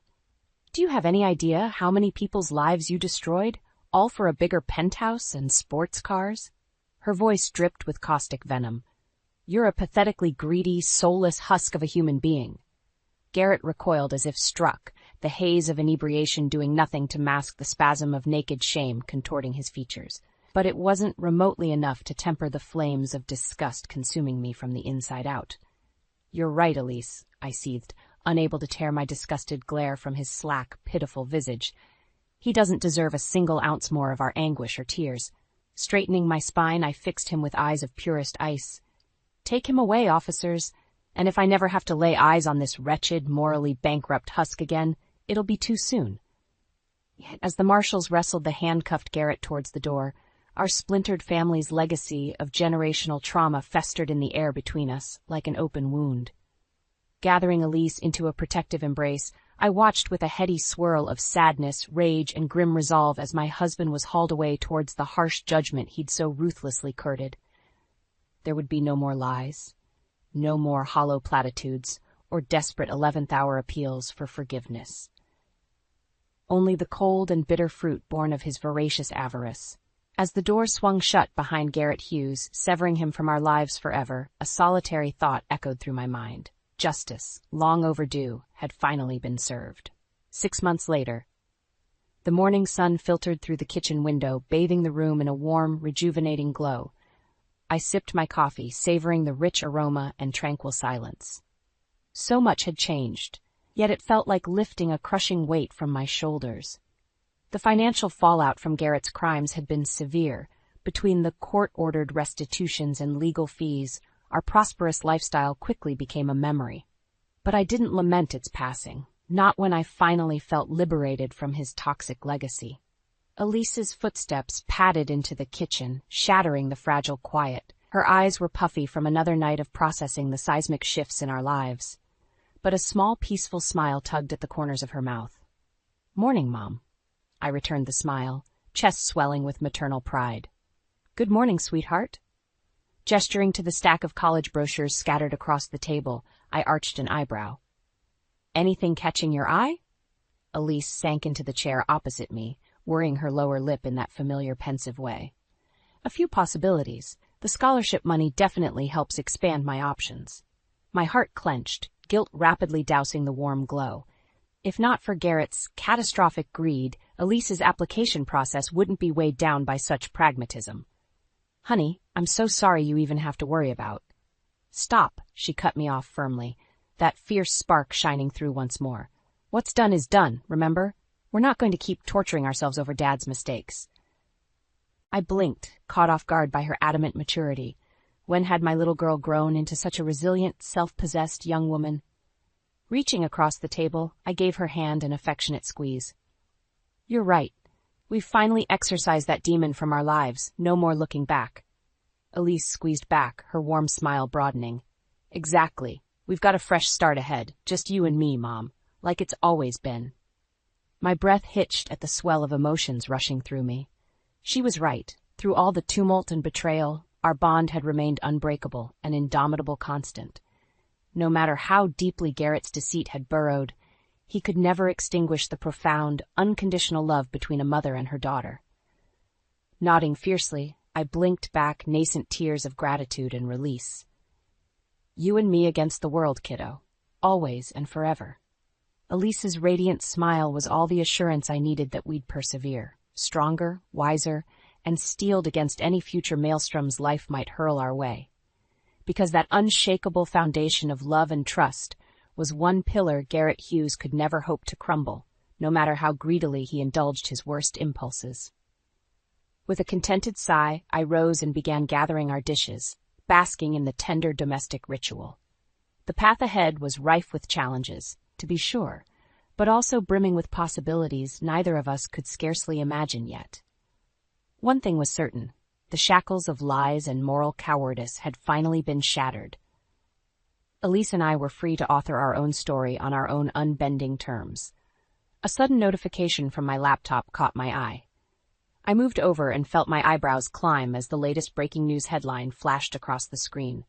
Disgraced money manager Garrett Hughes sentenced to 25 years in federal prison for orchestrating $120 million Ponzi scheme. A heaviness seemed to lift from my very soul as the words sank in. At long last, the ultimate cosmic arbitration had been delivered. Garrett's insidious misdeeds would no longer corrupt and metastasize in the shadows. He alone would answer for the countless lives he'd callously upended in pursuit of ill-gotten fortunes. Poetic justice, whether he was spiritually capable of appreciating it or not. Elise peered over my shoulder at the screen, her unburdened expression hardening into one of cool stoicism. Without a word, she reached past me and emphatically closed the laptop, shutting out her father's sins like a swiftly banished ghost. Our eyes met, shining with mutual catharsis. Betrayal and trauma had bent but not broken us. If anything, the lacerating trials had galvanized our resilience into an indestructible foundation to build anew. As a fresh wave of morning sunlight washed over us, I made a silent vow to ensure the remaining years of Elise's childhood would be swaddled in unconditional warmth, wisdom, and renewed family bonds. Crossing the space between us, I pulled my daughter into a fierce, lingering embrace. When we at last parted, our faces reflected brilliant mirrors of steadfast love and hope for the future shimmering just over the horizon. For while Garrett Hughes's karmic path ended in a prison cell, ours continued to hell. Ever onward, uplifting, inspiring, and blazing towards brilliant new horizons of our own authoring. I fumbled with my keys, struggling to unlock the door while juggling my overflowing tote bag and suitcase. 3 days in Chicago for a client presentation, and I was beyond ready to be home. As the door finally clicked open, I stepped inside, already shrugging off my jacket and kicking off my shoes. Well, look who's back. The familiar smug voice made me freeze. I glanced up to find my cousin Elise lounging on my couch, one hand resting on her very pregnant belly. Her perfectly made-up face twisted into a satisfied smirk. Elise, what the hell are you doing here? I set down my bags, brow furrowing in confusion. She languidly stretched her arms over her head before replying, I'm moving in, dear cousin, temporarily, of course. My mouth dropped open as I gaped at her.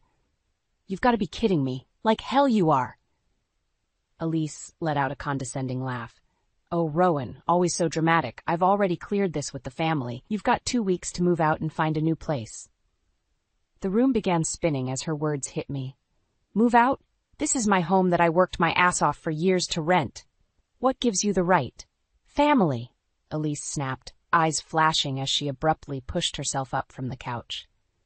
In case you've forgotten, blood is thicker than whatever alternative lifestyle you've chosen here. My baby needs a place to live, and your little singleton apartment is perfect. I clenched my fists, anger and disbelief churning inside me. First off, you don't get to judge my life choices. And second, I pay my rent here on time every month. What makes you think I'm just going to hand over my home because you show up pregnant and entitled? Elise clucked her tongue at me in a patronizing way that made my skin crawl. Don't be difficult, Ro. Mom and Dad agree. You might be able to throw away family values for some big city fling, but I actually have responsibilities now as a mother. A mother, right, the baby. I glanced again at her protruding belly, unable to hide my skepticism and disgust. You sure the kid is even yours? Or are you just looking for a handout as usual? Her expression darkened at that. How dare you, you smug, self-righteous little... The apartment door flew open, cutting off her tirade. My jaw dropped for the second time as my parents hurried in, looking frazzled. Rowan, Elise, we came as soon as we could, my mother fretted, shooting me a disapproving glare. I should have known you two would be at each other's throats. My dad put a heavy hand on my shoulder, his tone grave. This attitude of yours needs to stop, young lady. Your cousin needs support right now. She'll be staying here until she gets settled with the baby. You'll just have to make other arrangements for the next few weeks. I gaped back and forth between my parents and Elise. This was really happening. My own family betraying me on the word of Miss Manipulation herself. Elise shot me a triumphant look, all traces of anger replaced by smug satisfaction. See, cuz? It's all settled. Now why don't you run along and start packing up your things? For a long beat, I could only stare at them, a storm of emotions raging inside. Shock, fury, resentment, disbelief. This was my home, my life that I had built through years of hard work and perseverance, and they were casually ripping it away with some misguided notion of family obligation. As the weight of their betrayal threatened to crush me, a familiar defiant spark flared inside my chest. Raising my chin, I returned Elise's smug look with newfound determination. Don't get too comfortable, I promised in a low voice, because you're not taking anything else away from me. After Elise's shocking announcement and my parents' misguided support for her scheme, I knew I needed to regroup and formulate a plan. But first, I wanted answers. The next morning, I marched straight to my parents' house, anger simmering inside me. My dad answered the door, his usual affable smile dimming when he saw the thunderous expression on my face. Morning, Ro. Everything okay? Cut the crap, Dad, I said, brushing past him into the living room. We need to talk about this Elise situation right now. My mom emerged from the kitchen, wringing a dish towel between her hands. Rowan, please, there's no need for that tone. I rounded on her, nostrils flaring. Excuse me? You two are enabling Elise's ridiculous power play, and I absolutely need an explanation. Keep your voice down, my dad chided, casting a nervous glance towards the stairs as if we might wake the devil herself upstairs. Your cousin is going through a difficult time. Letting out a hollow laugh, I shook my head incredulously. Going through a difficult time? She's straight up lying and manipulating you. Don't you see what's happening? Now you listen here, young lady, my dad said sternly. We're aware of Elise's past struggles, but she's brought a new life into this world, and it's time she grows up and takes responsibility. My mom nodded emphatically. Exactly. This baby is a beautiful blessing, and we need to support Elise through this transition to motherhood, even if that means making some personal sacrifices. The utter hypocrisy and delusion in their words made me want to scream. Instead, I pressed my lips together, reining in my anger as I studied their expressions. Deep down, I knew there was no reasoning with the two of them. Not right now. Elise's sob story and pregnancy had completely blinded them to her malicious intent. Unbelievable, I muttered, shaking my head slowly. Do you know how lucky that little parasite upstairs is right now? My mom's eyes widened at the insult, but I didn't give her a chance to object. She manages to snag herself a free ride by exploiting your old-fashioned family values, I sneered, making air quotes. What a conniving, selfish little... That's enough. My dad's booming voice cut me off. His face had flushed an angry red. I won't have you disrespecting your cousin like that in this house. We made our decision, and you're just going to have to accept it. Staring back at their obstinate expressions, I knew continuing this argument would be futile. A bitter taste filled my mouth as I realized the full extent of Elise's betrayal. She hadn't just turned them against me. She'd blinded them through sheer deception. Well, two could play at that game. You're right, Dad, I said, my voice low and controlled now. I need to accept that my own family has turned their backs on me in favor of coddling a liar and a manipulator. My mom opened her mouth, undoubtedly to protest, but I didn't let her get a word out. But mark my words, I warned, holding up a finger. Elise hasn't won anything here. By the time I'm through exposing her for who she really is, she'll regret the day she thought she could take what's mine. Spinning on my heel, I stormed out of the suffocating house. The image of my parents' stunned faces burned into my mind. Let them dismiss my threats for now. They would soon realize I always made good on my promises. As I started my car and peeled away from the curb, only one thought echoed through my mind. Game on, Elise. See if you can slither your way out of this one. After my confrontation with my delusional parents, I was angrier than ever, but also motivated to take action against Elise. I couldn't let her smug, entitled act go unchallenged. She had crossed a line by manipulating my family so thoroughly. First things first, though, I needed to figure out temporary living arrangements while I executed my plan to take back my apartment. That night, over some greasy takeout and a bottle of wine, I rang up my best friend Kate to lay out the situation. That evil little gremlin! Kate fumed after I recapped the whole sordid tale. I can't believe she had the audacity to just roll up and take over your place like that. Believe it, I said darkly, taking another swig of Merlot. Especially when it comes to exploiting family ties for her own personal gain.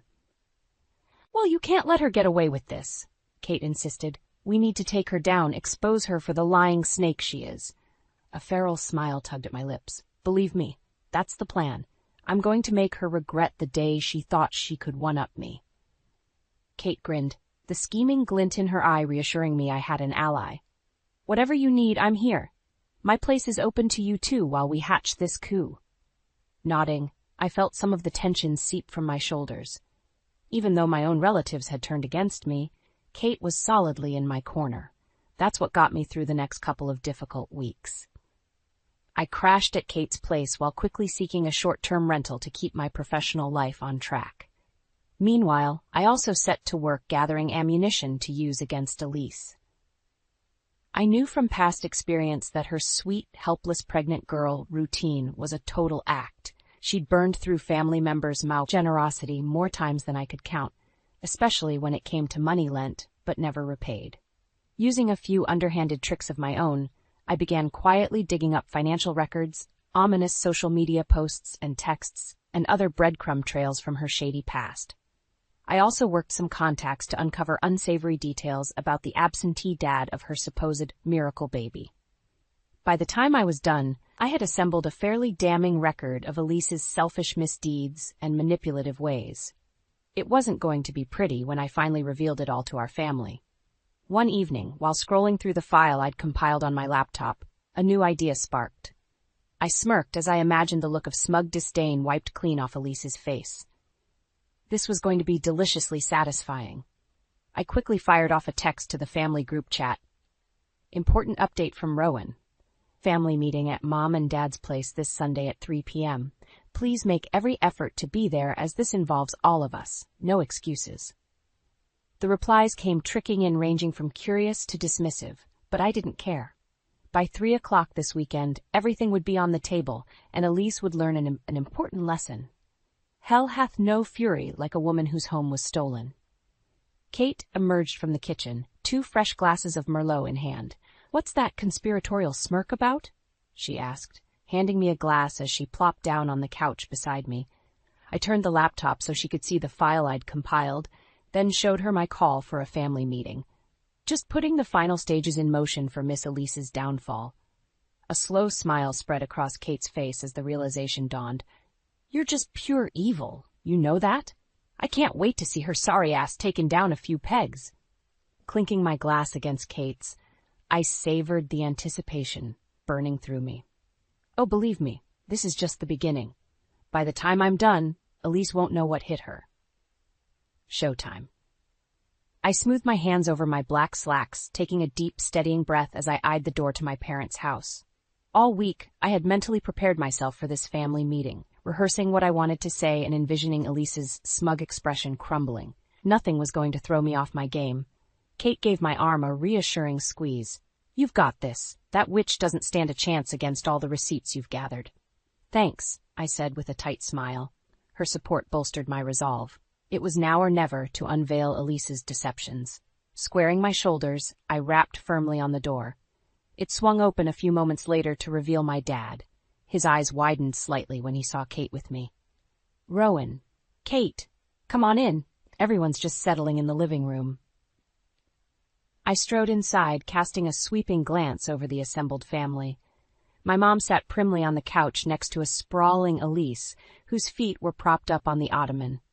Various aunts, uncles, and cousins filled out the remaining chairs, some with skeptical frowns, others wearing looks of curious anticipation. Elise arched one perfectly groomed eyebrow as I approached. Well, if it isn't the disgruntled host returning to crash our little family get-together. Her syrupy sweet tone dripped with disdain. Keeping my face impassive, I issued her a level look. Save the sugar-coated barbs, Elise. We both know this meeting has been a long time coming. Girls, please, my mom cut in, wringing her hands in distress. Can't we simply enjoy being together as a family without all this unpleasantness? Before she could go any further with the misguided peacekeeper act, I turned to address the whole room, raising my voice to be heard over any objections. I'm sure you're all wondering why I called this mandatory gathering today, I began, locking eyes with each bewildered relative. Well, it's because I have finally obtained proof that our dear Elise, I sent a mocking look her way, has been lying through her teeth this entire time about her situation. A hush fell over the room as I retrieved a thick manila folder from my bag. With methodical movements, I began distributing the contents around the room, printed out bank statements, screenshots of text conversations, even a few grainy photographs.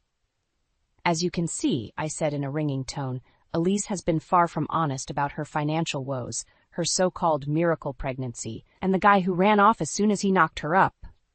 Wild murmurs began rippling through the room as every head bent over the paper trails I'd released. Elise's face had drained of color, giving her a sickly pallor. Lies! All vicious lies, meant to make me look bad, she sputtered, struggling to gain control of the situation. I simply shook my head, holding up a hand for silence that somehow worked. The evidence speaks for itself, cuzzo. Nice try, though, playing up the helpless single mom act to swindle my home out from under me. One by one, every head swiveled back to stare at Elise, newly enlightened by the secrets now aired out in the open. She squirmed under the weight of so many accusing gazes. In that moment, I could pinpoint the exact second when the stark reality hit her. The jig was up. She'd been caught red-handed manipulating our family's sympathies to fit her selfish agenda. A look of pure venom contorted her features as she shot me a murderous glare. You're going to regret this, she hissed, cradling her belly protectively. You have no idea what you've just done. An eager murmur coursed through the room, but I merely let out a hollow chuckle, holding Elise's fiery gaze steadily. Save the empty threats, sis. I'm not the one who messed up here. That was all you. This is just me finally setting things straight and getting back what's rightfully mine. By now, even my parents were sitting in stunned silence, seemingly shaken by the black and white proof of their daughter's deceit. Satisfaction washed over me as I sensed the power dynamic shifting completely in my favor. I'd played my trump card against Elise. Now she'd be forced to contend with the consequences of her own lies and manipulation. And this time, there was no avoiding the fallout. In the aftermath of my dramatic reveal at the family meeting, an unsettling quiet blanketed the living room. All eyes remained fixed on the now visibly shaken Elise, who kept shooting me murderous glares between whipping her head around at each accusing stare. Well? I prompted after several tense moments. Any other lies or half-truths you want to come clean about while we're all here? Elise opened her mouth but seemed unable to formulate a response. My mom leaned forward, resting a hand on her arm. Elise, honey, please tell us this isn't all true, she implored in a sickly sweet tone that grated on me. Rowan is just angry and lashing out. You would never deceive your own family. At that, Elise finally seemed to find her voice again, a hysterical edge creeping in. Of course it's not true. Can't you see Rowan has clearly doctored or taken these things out of context? She's just bitter that I need some support right now with the baby coming. I scoffed loudly at that. Need some support? Is that what you call shamelessly kicking me out of my own apartment under total false pretenses? The accusing mutters grew louder around the room. Elise shot me another death glare. Nobody is kicking you out permanently, she said with an air of self-righteousness that made my blood boil. I just need a temporary place to stay until I get on my feet as a new mother. Is that really so unreasonable to ask of family? I opened my mouth to retort, but my Uncle Steve beat me to it. Wait, just a damn minute here, he cut in gruffly. If what Rowan's showing us is true, which it sure as hell looks that way, then you've been lying through your teeth this whole time just to take advantage. Elise drew herself up straighter, lips pursing rebelliously. Well, I never.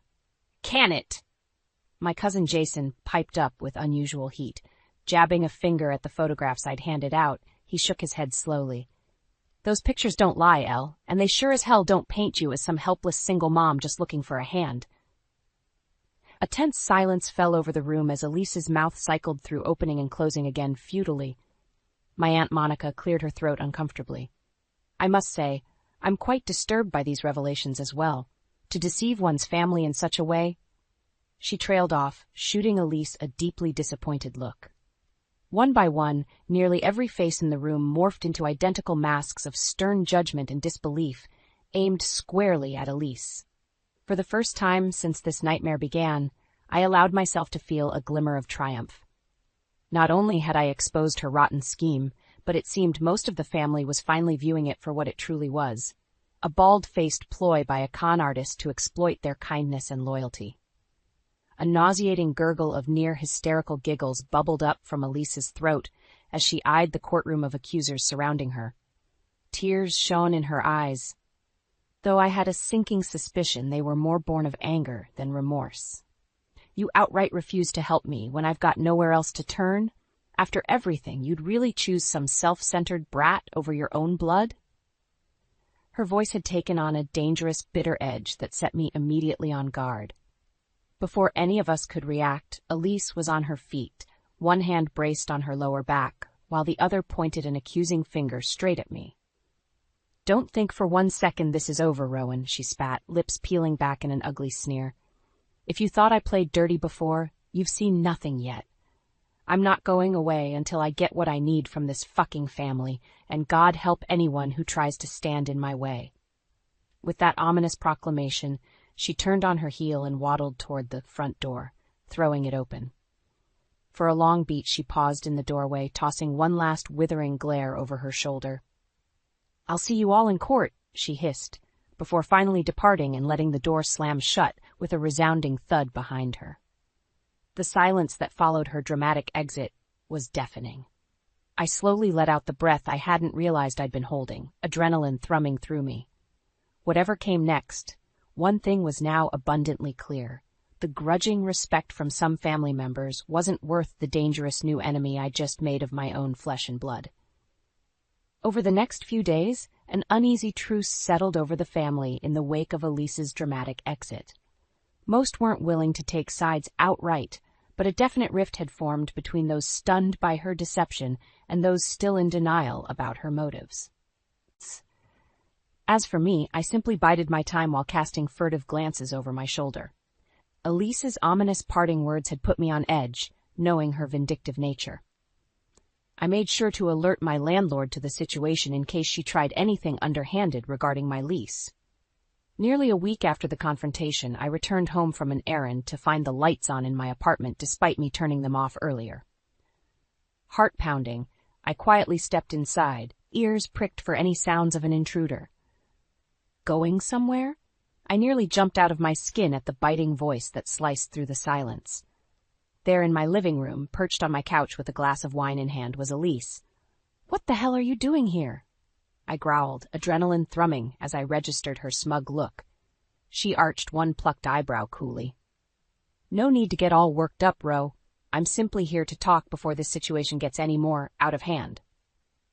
A disbelieving laugh ripped from my throat as I gaped at her audacity. "You have some nerve showing up here unannounced after the twisted crap you pulled." Rising to her feet with obvious effort, Elise wobbled slightly before finding her balance. "Like I said, let's talk this through rationally. Despite our differences, we're still family." Her tone dripped with sugary sweet reasonability that made me want to vomit. Squaring my shoulders, I stared her down unflinchingly. "I'm done playing your mind games, Elise. If you think for 1 second I'm backing down or letting you slither your way back in here, you're sorely mistaken." Her lips curved in a vindictive smile. "We'll see about that. But first, I want you to know exactly what you've done by turning the family against me." With a dramatic flourish, Elise plucked a folded piece of paper from her pocket and began reading aloud in a cold, even tone. I can't keep living like this, feeling like a constant burden and disappointment to everyone around me. The cruel words and accusations have become too much. It took me a few seconds to register the alarming words as my heart plummeted. Elise, what the hell is that? She silenced me with a look before continuing in that haunting monotone. Maybe once the baby is born, things will be different. But for now, the only merciful path is to... Enough, I roared, stomach churning. Recognition was slowly dawning, despite my mind's refusal to accept the awful implication behind her words. My gaze fell on the prominent swell of her belly, nausea gripping me. Elise folded up the note with a look of mock solemnity. A friend of mine found this in my bathroom trash after one of my darker moments. I'd meant to discard it, but she saved me from making a terrible mistake that night. For a long beat, I simply stared at her, dumbfounded by the new depths of manipulation she was stooping to. Finally finding my voice, I responded in a hoarse rasp. You're lying. You don't have a single selfless bone in your body. There's no way you'd ever actually consider hurting my unborn child? Elise's eyes flashed dangerously as she finished my sentence for me. You're right. It would be unthinkable. But that's how low your vindictive crusade against me has driven your own cousin Rowan. That's not true. I exploded, panic and anger swirling together in a volatile mix. I never wanted to push you to that point. I was just what? She cut me off icily. Ruthlessly exposing my flaws and insecurities to everyone? Destroying any chance I had for a stable home for my baby? My mouth opened and closed uselessly, all righteous indignation failing me. Elise nodded slowly, expression grave. Yes, that's what I thought. Well, I sincerely hope you can live with that on your conscience. She cradled her swollen belly protectively. For my child's sake, I have to put some distance between us. But this isn't over, Rowan. Not by a long shot. With that, she brushed past me toward the door, leaving me rooted in place and utterly stricken. What game was she playing at now? More to the point, how goddamn far was she truly willing to go? My hands clenched into tight fists as her ploy started sinking in, using her pregnancy as some twisted bargaining chip against me. I couldn't let her continue manipulating me like this. As the apartment door swung shut behind Elise, a single thought crystallized in my mind with decisive clarity. It was time to go scorched earth on my cousin's cruel mind games once and for all. After Elise's latest twisted performance in my apartment, I knew I couldn't let her shocking theatrics rattle me. She was becoming increasingly unhinged and desperate, probably because on some level she realized the jig was truly up this time. With Kate's help venting out my anger and disbelief over a couple bottles of wine, I regained my determination. Elise's manipulative schemes had gone far enough. It was time to hit her where it really hurt, her victimized public image. The next morning, I printed out a copy of her ludicrous suicide note and texted the family group chat. Since Elise seems so concerned about her well-being being impacted, I want to make sure you all see the latest evidence of how far she's willing to go for attention and pity. This was her latest ploy to guilt-trip me into submission after her other cons were exposed last week. I attached the file and sent it off, letting the words linger ominously as the implication sank in. Sure enough, the replies came swiftly. Oh my God, is this for real? Elise. Honey, what were you thinking? You can't be serious right now, Ro. This is taking things too far. I allowed the mixture of shock, skepticism, and condemnation to swell for a few minutes before adding my own response. I'm deadly serious. After Elise was caught lying and shown the evidence, she came barging into my apartment trying to emotionally manipulate me into surrendering with this garbage suicide script. Needless to say, it didn't work. My phone started blowing up with a barrage of new messages ranging from horrified to outright scathing towards Elise's actions. Smiling tightly, I knew my point had landed. There was no salvaging her stance as a helpless victim after this latest gambit. She had finally burned through any residual benefit of the doubt. As if on cue, the doorbell rang. Frowning, I set down my phone and strode over to answer it. My jaw dropped when I found Elise standing on my doorstep, eyes red-rimmed from apparent crying. She clutched her phone in one hand with a white-knuckled grip. What the actual did you just do? The seething whisper that emerged was laced with pure venom. I arched an eyebrow coolly. "Oh good, you got my group text. I figured it was time for a little truth, considering all your deranged lying." Elise's nostrils flared as her shoulders heaved with unchecked rage. "You evil little You've completely destroyed me." With that, she hurled her phone straight at me with startling force. I barely had time to flinch before the screen shattered against my forehead, shards of glass slicing into my skin. A cry of pain escaped my lips as I stumbled back, hands flying to clutch at the bloody gash now seeping crimson. "Whoa, Elise!" Kate's shout rang out from somewhere behind us on the sidewalk before she came charging over. Elise twisted around, eyes wild and fists clenched like she was ready to throw down. Kate immediately inserted herself between us, shooting her an incredulous glare. "Get the hell out of here before I call the cops!" She spat at the clearly unhinged woman. "You're insane!" For a long moment, the two of them faced off as I clutched my bloody forehead and struggled not to pass out from the pain and shock. Finally, Elise seemed to catch herself, recoiling as if suddenly realizing the severity of her actions. Without a word, she whipped around and stalked towards her car parked haphazardly in my building's lot, throwing herself into the driver's seat. I watched through a haze as she peeled out recklessly onto the main street before disappearing around the corner. "Jesus H. Christ," Kate breathed out, turning back to examine my injury with a grimace. "Your cousin has officially gone bonkers. You okay?" I nodded weakly, hand clamped tightly over the still-flowing wound. Yeah, I'm all right, but Elise has clearly crossed about a dozen lines back there." Kate let out a disbelieving chuckle as she guided me back towards my apartment. "You think?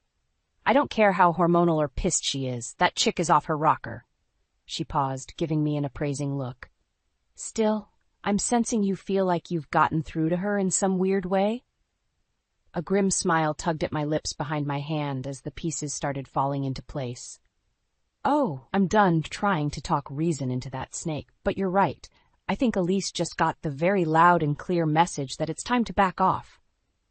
My eyes narrowed as I reflected on her breakdown. While frightening, it also proved my point. I had finally cut through all her manipulation and lies and exposed the twisted person beneath. The violent outburst was her unstable mask cracking wide open. Whether the rest of my family wanted to accept it or not, Elise had revealed her true, toxic colors, and there was no going back to her innocent victim act after this. I only hoped this was the dramatic climax before I could finally get my life back. Little did I know, Elise still had one more sinister gambit to play. In the aftermath of Elise's explosive confrontation at my apartment, an uneasy calm settled over the next few weeks. To the family's credit, most of them seemed to finally grasp how unhinged and toxic her behavior had become. The damning, fake suicide note file I circulated was apparently the tipping point that dissolved any remaining sympathy. My Aunt Monica was the first to reach out, inviting me over for a long overdue heart-to-heart.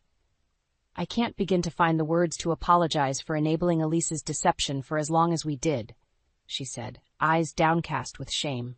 "Your parents are still struggling to accept the dark reality, but I saw the truth for what it was." I nodded slowly, appreciating her remorse, even if it came late. I only wish it hadn't taken such an ugly wake-up call. What Elise tried to pull with that suicide manipulation, it was a new low, even for her. Monica's face hardened as she gave a grim nod. Clearly the girl has suffered some sort of break from reality. As disturbing as it is, it does provide a perspective on how dangerous her mindset has become. We lapsed into a pensive silence, both of us ruminating on the emotional turmoil that had engulfed the family ever since Elise's sudden appearance at my doorstep, pregnant and demanding refuge. Finally, I cleared my throat. "Well, I suppose now it's up to me to try and move forward, however I can, with or without the family's full understanding." Monica reached over and gave my hand a reassuring squeeze. "You have more support than you know, my dear. Elise's twisted games have opened many eyes that were too long willfully blinded before. Just take care of yourself first and foremost."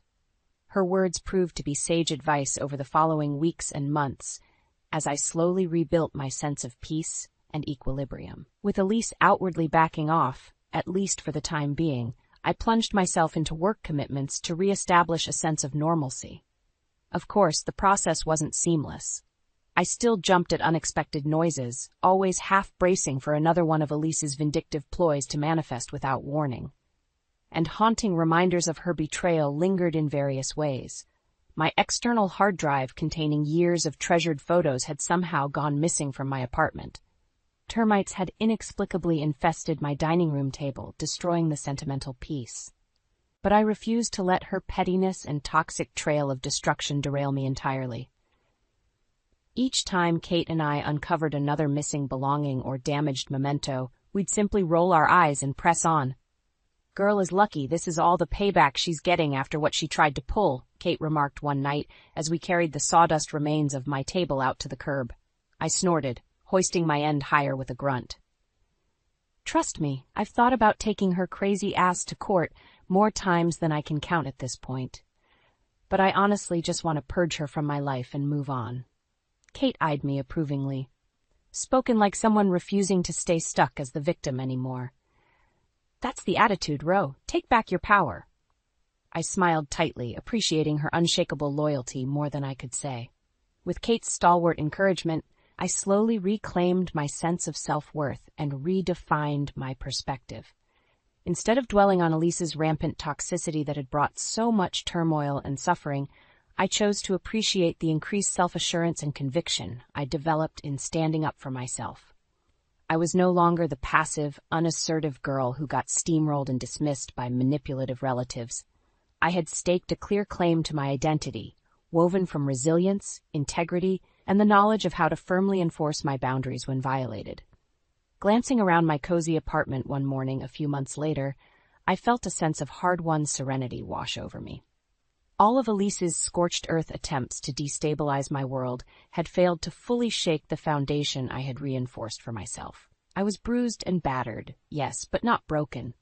As for what further drama might arise regarding her future machinations, well, I'd simply have to cross that bridge when I came to it.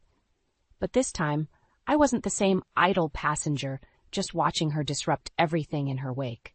No, from here on out, she would be dealing with a battle-tested, self-possessed woman who was done playing games or placating toxic manipulation in the name of family.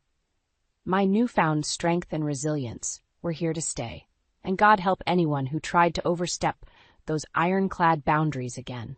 "Len, why is there a strange car in our driveway?" I asked innocently enough, peeking through the living room curtains. An eerie silence fell over the room. Len didn't respond, his face frozen like a deer caught in headlights. "Well?" I pressed, my heartbeat quickening. "Who does that blue Honda belong to?" Len cleared his throat, shifting uncomfortably in his recliner. Must belong to one of the neighbors. You know how people park wherever around here." I furrowed my brow, not buying his excuse for a second, but it's pulled up right against the garage door, and I could have sworn I heard voices coming from the shed. Pushing himself up with a grunt, Len waved his hand dismissively. "You're hearing things, dear. I'm going to run some errands. We're out of milk and... Marching towards the back door, I cut him off. "Not so fast, mister. We're getting to the bottom of this right now." I flung open the door and stepped outside, the hot summer sun beating down. Len reluctantly followed behind as I made a beeline for the shed, steeling myself for what I might find. With a trembling hand, I pulled open the shed door. The sight before me sucked the wind right from my lungs. There she was, a young, attractive woman, frantically pulling her dress back on as she sat on an overturned bucket, her makeup smeared and hair disheveled. A visceral cry escaped my lips as the reality smashed into me like a freight train. My husband of 22 years, the man I thought I knew inside and out, was having an affair. "Marla, I can explain," Len sputtered, rushing over with panic in his eyes. I recoiled from his touch, feeling as though I didn't recognize this man anymore. "Save your lies. How long has this been going on? Who is she?" The woman hurriedly gathered her belongings, the tears flowing freely now. "I'm so sorry. This is all my fault," she babbled as she rushed out of the shed, heading straight for her car.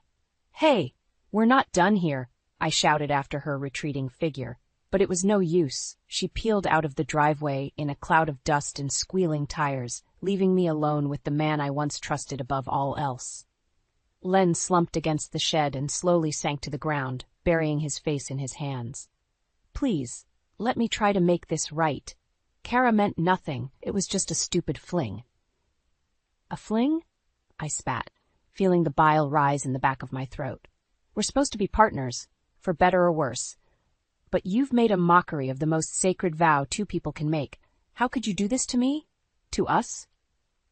Len opened his mouth to respond, but I held up a hand, silencing him. I couldn't stand to hear any more lies and half-truths at that moment. With tears stinging my eyes, I turned and headed back towards the house, feeling like I didn't recognize this man or my life at all anymore.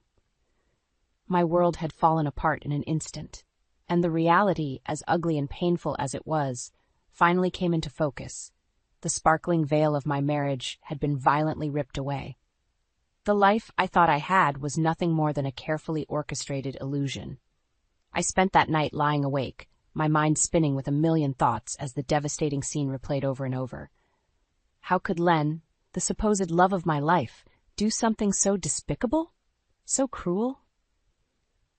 As the sun peeked through the curtains the next morning, I turned to look at the empty space on the other side of the bed. Len hadn't come home after storming out of the house the previous day. Truthfully, I wasn't sure I even wanted him back. My head throbbing, I forced myself up and padded into the kitchen, hoping a strong cup of coffee might snap me out of this waking nightmare. The house felt eerily quiet without Len's usual whistling and humming as he got ready for work. I don't know why I allowed myself to be blindsided like this. Looking back, the signs were all there. I just didn't want to see them. Len's little work dinners that kept getting later and later. The excessive spending and shopping trips he tried to hide. Those work conferences in different cities every few months where he traveled alone. I felt like such a fool for buying into the facade, for believing the lies and half-truths he so expertly fed me for who knows how long. Len Thomas, respected insurance agent, doting father, all-around family man. What a joke that turned out to be. As I took my first tentative sip of coffee, the front door burst open. Speak of the devil. Morning, honey, Len hollered in an overly chipper tone as he strolled inside, not a care in the world. There he plopped a paper bag from the bakery on the counter and leaned in to give me a peck on the cheek. Recoiling, I nearly spilled my coffee all over him. Get away from me, you lying snake. Did you really think everything would just blow over after yesterday?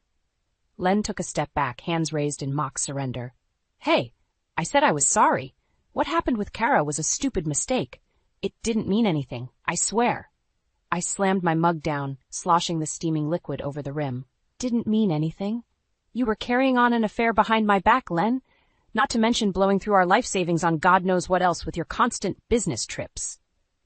He shifted uncomfortably, his bravado faltering for just a moment before the callous mask slipped back into place. Look, I earned that money, so I can spend it however I damn well please. Unbelievable. My blood boiled over as the sheer depth of his narcissism and entitlement hit me. In that moment, it finally became clear this man only cared about himself. He had no concept of respect, loyalty, or commitment. Get out, I growled, fighting back hot tears of anger and humiliation. I couldn't stand to look at him a second longer. Take your syrupy apologies and go straight to hell. Len opened his mouth to respond, but seemed to think better of it.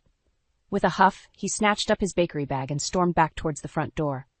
You'll be hearing from my lawyer, you ungrateful bitch, he shouted over his shoulder on the way out. As the door slammed behind him, the dam finally broke. I slumped against the kitchen counter, sobbing as reality came crashing down in waves.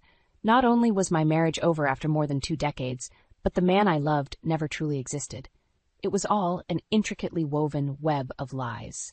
In the days and weeks after Len's explosive exit, I found myself slowly unraveling the tangled web of lies he had craftily spun over the years.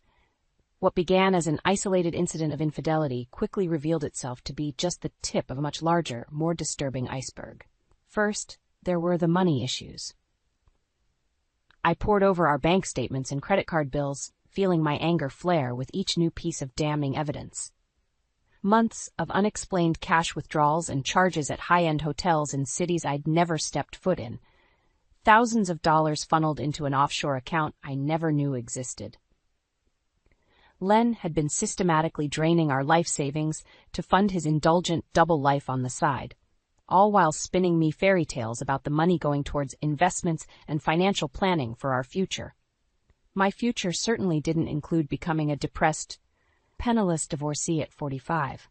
But as appalling as the fiscal betrayal was, it paled in comparison to what I uncovered next. Proof that Kara from the shed incident was just the beginning of Len's womanizing ways. Stuffed away in his closet, buried under a pile of tacky tourist t-shirts, was a veritable Pandora's box of sordid evidence. Love letters and raunchy photos from at least 3 other mistresses I could identify by name. Crudely scribbled phone numbers and salacious details on scraps of paper. Transcripts of messaging apps brimming with explicit exchanges. It made me physically ill to think of how long this repugnant double life had been going on behind my back. The worst part? Mixed among the unsettling artifacts were photos of our son Evan at various ages, baseball games, prom night, his high school graduation. It was as though Len was using memories of his own child to try and paper over the cracks of his infidelity and lies. As enraged as I felt, there was also a sickening undercurrent of pity for Evan. My innocent little boy, who idolized his father, had been so calculatingly manipulated by his own flesh and blood. I steeled my resolve knowing I had to make things right, no matter how difficult or messy it would get. The floodgates of fury truly opened when I discovered Len had been sleeping with one of his co-workers at the insurance agency, Beth Kingsley. Thanks to a fortuitous Vegas trip with the work wives a few years back, I knew Beth all too well as the bubbly, sweet-seeming mom of 3 who fawned all over Len at every office party. Now, I had transcripts explicitly detailing their torrid sexcapades, hotel room trysts, flirty messages, and lurid recaps of their insatiable lust and passion for each other. Worst of all, there was clear evidence Beth had gotten pregnant with Len's child and terminated it in secret to avoid scrutiny and complications. That was the final straw. I had to take action, not just for myself, but for all the other spurned souls damaged by Len's detestable actions. He needed to face true consequences for his reprehensible behavior, not just get shuffled off to his next willing victim. I was through being the naive, demure little wife who turned a blind eye to preserve the fantasy of marital bliss. It was time for Len Thomas to reap what he'd sown. The facade of the perfect family man came crashing down, and I would make sure the whole world saw him for the insidious fraud and cheater he really was. With the full, sickening scope of Len's betrayal now laid bare before me, I felt more alone than ever before. Who could I even trust after being so completely deceived by the person I loved most? I thought about reaching out to my own family for support, but quickly dismissed the idea. My parents were traditional types, the sort who would sooner bury the ugly truth than face it head on. They'd just tell me to keep quiet, go to counseling, and plaster on a happy face like a good wife. No thank you. As for Len's relatives, I could already hear the dismissive squawks of his overbearing mother, insisting her precious Lenny Bear could do no wrong and that I simply didn't understand the stresses he was under. I didn't need that kind of warped enabling and victim blaming. So I turned to the only person I knew I could trust implicitly, an old college friend named Claire. Though we'd drifted apart over the years, raising families of our own, Claire and I could always shoot straight with each other. She'd been my maid of honor and staunchest supporter when I got married. Now it was my turn to lean on her strength. "Oh my God, Marla," she gasped after I poured out the whole sordid tale over coffee one rainy afternoon. Tears of outrage pooled in her eyes as she squeezed my hand. "How could that scumbag do something like this? You don't deserve any of this." I gave her a weary shrug, the weight of it all crashing down yet again. "I really don't know, Claire. I'm just so embarrassed and feel like such an idiot." "No," she cut me off firmly. "Do not blame yourself for that bastard's sins. The only one at fault is Len and his rampant disrespect. I'll bet anything he's done this to other poor souls, too." My eyes went wide as the light bulb flickered on. Of course, Len's insatiable appetite for new conquests surely meant I wasn't the only one suffering his deceitful ways. If I could just find others in my position, maybe we could take him down once and for all. Without saying another word, I pulled out my laptop and started furiously typing out messages to ex-classmates, neighbors, fellow military wives, anyone who might potentially cross paths with the charming, yet soulless creep known as Leonard Thomas. Before long, the responses started trickling in. Stories of being cruelly misled, belittled, or pumped for money under the guise of business investments. Some brave women even laid bare their most intimate violations at Len's calloused hands.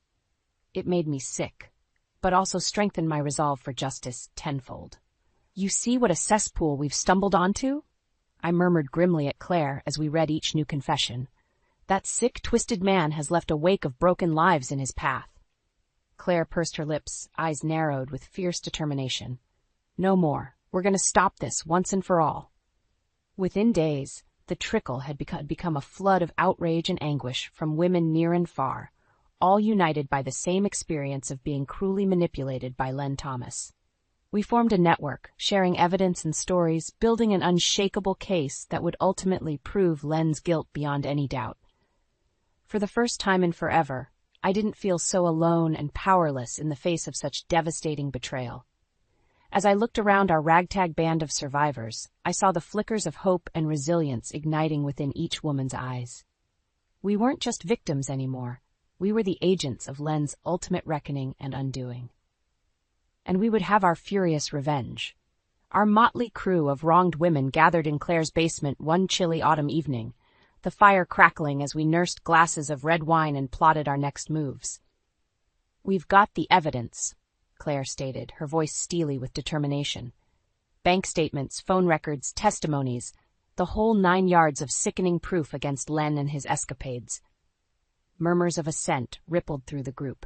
A few women shifted uncomfortably on the well-worn couches, haunted looks clouding their eyes. We'd all shared our shocking tales over the past weeks, each seeming more depraved than the last. But how can we make sure he actually faces real consequences this time? Tara, one of the younger members, spoke up hesitantly. She twisted a friendship bracelet around her wrist, a nervous tic I'd noticed whenever she recounted Len's salacious sexual coercion. What's to stop him from just moving on to the next town and starting over like none of this ever happened? A heavy silence fell over the room as we all considered the harsh truth of her words. Len was an expert linguist, fluent in lies, manipulation, and deceit. He could easily slither his way out of any corner we boxed him into, unless we went for the jugular. "We hit him where it hurts most," I said, gripping the arms of my chair. "His money, his career, his precious reputation in this community he's toyed with for decades." Nods and murmurs of approval met my suggestion. I could see the fire sparking behind each woman's eyes, burning away the cobwebs of doubt and insecurity that had kept us entangled in Len's web for far too long. "We take all our evidence, every incriminating letter, photo, and illicit recording of his misdeeds, and we plaster it on the front pages. We shove it in the faces of his bosses at the insurance firm, his co-workers, our friends and neighbors. We make sure no one in this town can turn a blind eye to the abhorrent reality of who Len Thomas truly is." Smiles grew wider as I spoke, building up momentum. We were no longer powerless, no longer forced to suffer in silent shame while he carried on unchecked. For too long, Len had controlled the narrative, painting himself as the well-intentioned family man while lying straight to our faces. Now it was our turn to dictate the story and expose him for the immoral, self-serving scumbag that he was. We hit up every community gathering, every church social, every public event with our proof, Claire declared, rising to her feet. "Let him try and hide or deflect when we bear it all for the world to see." A chorus of cheers and clinking glasses filled the air as the pieces fell into place.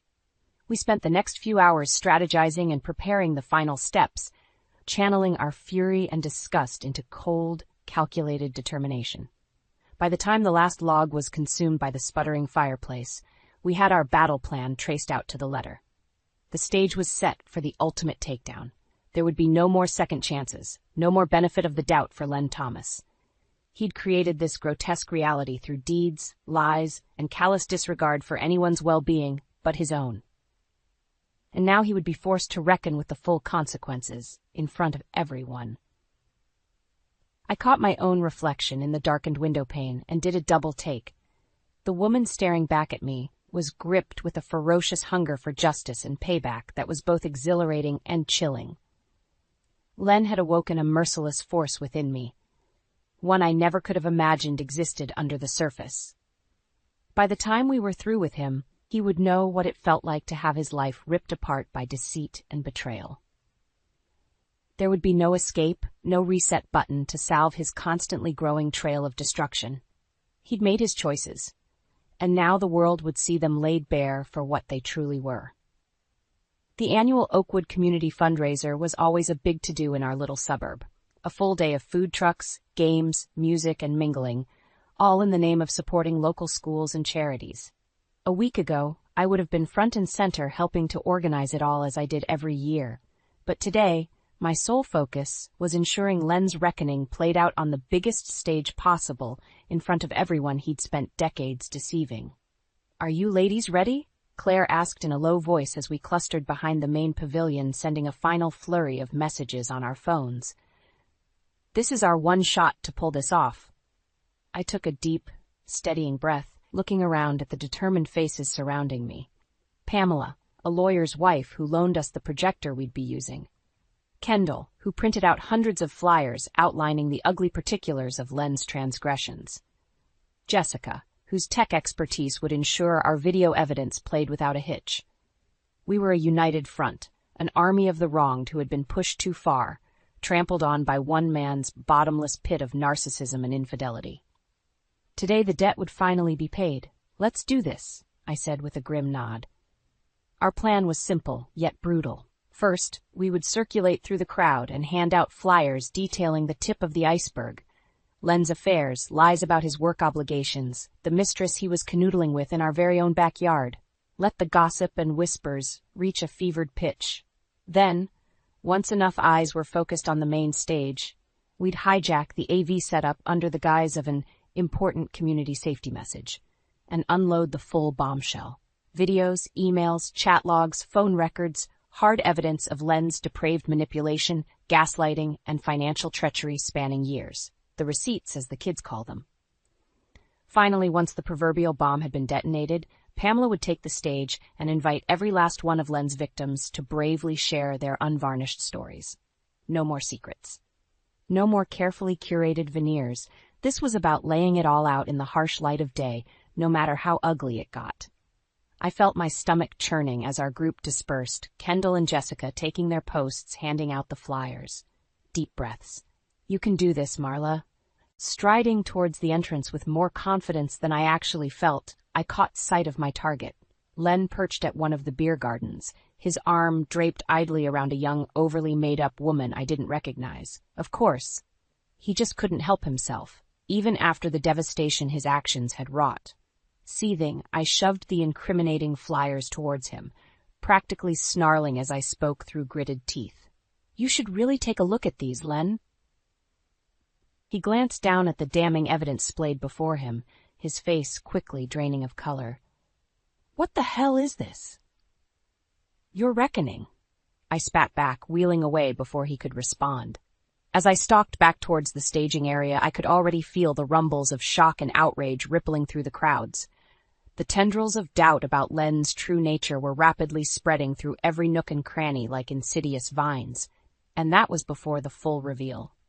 By the time we hijacked the AV system, Pamela's stern baritone voice ringing out over the speakers, hundreds of eyes were already locked on the towering projection screens. Neighbors, co-workers, parents of our kids' friends, they all watched in stunned silence as a cavalcade of incriminating videos and evidence poured forth. Len's confidently barking orders at his mistress during a dirty video chat, right alongside timecodes proving he was on a business trip at the time. Itemized statements showing thousands siphoned into private accounts to fund his sex vacations and indulgences. A frantic string of texts from Beth, one of his co-workers, describing her fears about being pregnant, and the haunting follow-ups where she despaired over having an abortion to avoid being found out. The floodgates of truth and consequences had burst wide open, and there was no turning back now. As the soul-crushing revelations spilled out one by one, I scanned the crowd for Len, my jaw clenched when I finally spotted him. standing alone in an open field, hands jammed into his pockets as the gathered masses' gazes bored directly into him. There would be no fast talking or smooth avoidance today.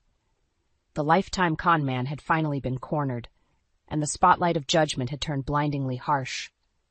The crowd's stunned silence quickly gave way to a deafening roar of shock and outrage as the full breadth of Len's depravity played out on the massive screens. Seeing his most twisted misdeeds projected in high definition was like a bucket of ice water being hurled at our community's collective face. I locked eyes with Len, frozen in the center of that grassy field amidst a sea of accusatory glares and shouts. His smarmy facade of confidence had fully crumbled as the horrifying truth was laid bare before everyone. His mouth hung open, pale and trembling like a cornered rat. In that moment, I almost felt a flicker of pity for the pathetic, hollowed-out shell of a man before me, but it was far too little, far too late for such mercies. "That's enough." Pamela's commanding voice boomed over the speakers as she strode onto the stage, her stern expression cutting through the din like a knife. "Now that you've all seen the harsh reality of Len Thomas's reprehensible actions and deceptions, I invite those he's directly wronged to come forward and share their stories. The lies end today." There was a weighted pause as Pamela held the microphone out with an unwavering gaze, almost daring anyone to break the suddenly tense silence. After a few harrowing seconds, Claire was the first to make her way up onto the stage, shooting me an encouraging nod. Soon, a trickle became a steady stream of other women ascending the steps. Friends, colleagues, former lovers. Each took turn at the mic, voice shaking yet resolute, as they finally unburdened the trauma and pain Len had inflicted. The theme, as it went on, was clear. Len was a chronic predator who stopped at nothing to feed his endless need for ego and sexual gratification. Tales of infidelity, gaslighting, blocked messages, and ominous threats spilled forth one by one. Financial schemes, hushed-up abortions, blatant lies straight to the faces of loved ones. As the stories piled atop one another like grisly Tetris pieces, there was no denying the overwhelming evidence of Len's unfathomable betrayals. As if the footage wasn't damning enough, Pamela stated at one point, glaring out at Len, who still stood unmoving, hands jammed into his pockets. "I think we can all agree that Mr. Thomas has clearly been living a profoundly sick double life at everyone else's expense." Another chorus of howls and furious jeers erupted across the gathered onlookers. I watched with a strange sense of detachment as Len squirmed under their escalating judgment, like the worm who'd finally turned. There would be no smooth-talking way out of this deep, inescapable pit he'd willingly dug for himself over decades of duplicity. "Give it up already, you piece of trash! Get out of our town! Lock his slimy ass up for good!" The epithets and cries for vengeance rained down as people steadily fled the area, utterly repulsed and disgusted by the horrors they'd just seen. Word would spread like wildfire, infecting all corners of our insular little community. Len's smug, congenial mask had been shed, and his true self as a conscienceless manipulator left bare for all to gawk at in stunned revulsion. Even his own employer and co-workers couldn't turn a blind eye anymore. Not after the shocking betrayals and damning evidence we'd painstakingly compiled. By night's end, his office keys, laptop, and credentials were retrieved, and he was barred permanently from setting foot on the insurance agency property. As for his financial deceptions and siphoning our money into private slush funds, it didn't take long for the lawyers, and eventually law enforcement, to swarm in and start connecting those nefarious dots. Everything he'd worked so hard to conceal was now inextricably out in the open, free for due process to take its long overdue course. Within a matter of days, Len found himself being served with divorce papers from my attorney, slapped with lawsuits, charges of fraud, and more from no less than 6 different wronged parties. Just that quickly, his plush yuppie lifestyle was imploding from every conceivable angle, the full weight of his sins coming crashing down upon him. As I watched the karmic tornado steadily consume him from afar, I almost felt nothing. No sense of victory or relief, just emptiness and the creeping realization that the man I'd loved for decades never truly existed at all. Len was gone. Or perhaps he never really was there to begin with. The grand illusion had finally dissipated completely, leaving only the harsh truth as exposed and ugly as it was. But at last, there was justice, merciless and inescapable, just as it should be. In the weeks and months following Len's cataclysmic downfall, I found myself adrift, grappling with waves of anger, sadness, relief, and emptiness, all washing over me. 45 years old, newly divorced, with hardly a nest egg to my name, thanks to his financial treachery. How does someone even begin to rebuild their life from such smoldering wreckage? I thought about moving away, putting the devastation of our hometown in the rearview forever. But fleeing wouldn't solve anything. As my new friends helped me realize, true healing could only begin once I confronted the innermost demons and fears that Len had exploited all those years. It started small, reaching out to a therapist who specialized in recovering from narcissistic abuse, leaning on Claire and the other women whose solidarity and friendship had become a lifeline throughout my darkest hours. Reclaiming little indulgences for myself that Len had always criticized or outright denied, like getting my hair done or taking a weekend hiking trip with no schedule or demands. Slowly, achingly, the stranglehold of misery and self-doubt began to loosen ever so slightly. I found moments of levity and self-rediscovery peeking through the fog of anguish and anxiety, a journey of reclaiming my sense of self one tiny step at a time. But nothing prepared me for the heart-rending task of explaining Len's unforgivable betrayal to our son, Evan. The boy, now a grown man of 21 studying at State, had always idolized his father, despite his frequent absences and emotional distance. My heart broke into pieces watching the light of hero worship flicker and die behind his eyes, his shoulders sagging from the weight of 1,000 disillusioning realizations. We spoke in hushed tones over coffee in Danish at that little cafe by his campus apartment as I relayed grim details as gently as I could.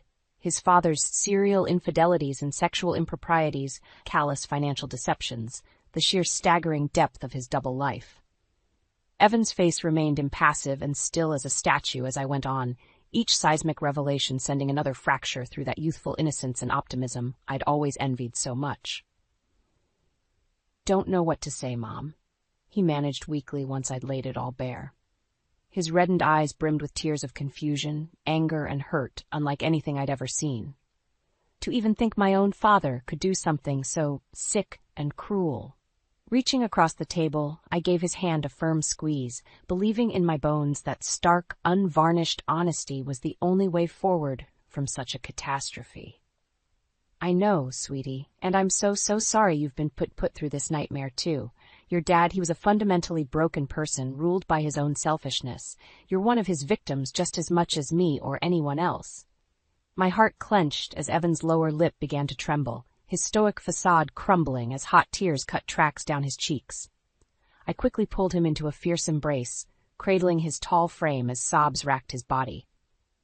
Not the strong, confident young man laughing at dumb memes just weeks earlier, but a wounded child grappling with the cruel reality that the man he looked up to most was a hollow fraud who valued nobody's life but his own. As I gently rocked him, rubbing soothing circles on his back, I doubled down on my vow from that first fateful day to fiercely protect my son from the caustic emotional poison Len had injected into our family unit. If it took years of dedicated therapy or professional guidance to undo that insidious damage, so be it. No more half-truths or papering over the ugliness to preserve messed-up notions of keeping a happy facade. Evan and I would confront and process every ounce of Len's depravity and betrayal head-on, no matter how painful, until we regained the unshakable bond of trust and support he'd so callously violated with his deceptions. As the now familiar pangs of fury mixed with heartbreak flowed through me again, I gently extricated myself and looked my son squarely in the eyes, cupping his face in my hands. "I promise you, Evan, we're going to get through this together and come out stronger on the other side. That man's evil will not define who we are or how we move forward from here." His brow knit with resolution. He gave a slow but emphatic nod. "You're right, Mom. We'll heal. Just don't ever shut me out again, okay? I need you now more than ever." I pulled him into another fierce hug, feeling more reinvigorated and purposeful than I had in forever, as the first crucial steps of our new beginning started to come into focus, a path by uncompromising truth, no matter how ugly or painful, fully peeling away Len's insidious mask and banishing its withering stain once and for all. A righteous cleansing, not just vengeance for vengeance's sake, but purposeful self-preservation and reclamation of our autonomy. With Evan by my side, I knew our journey would be long and arduous. But no longer would we compromise what was right in the face of such sickening depravities. We were drawing our own map forward this time, scars, emotional wreckage, and all. Our destination was healing, even if the roads were still hidden from view. But one thing was now etched in stone. There would be no more lies, no more shying away from ugly truths.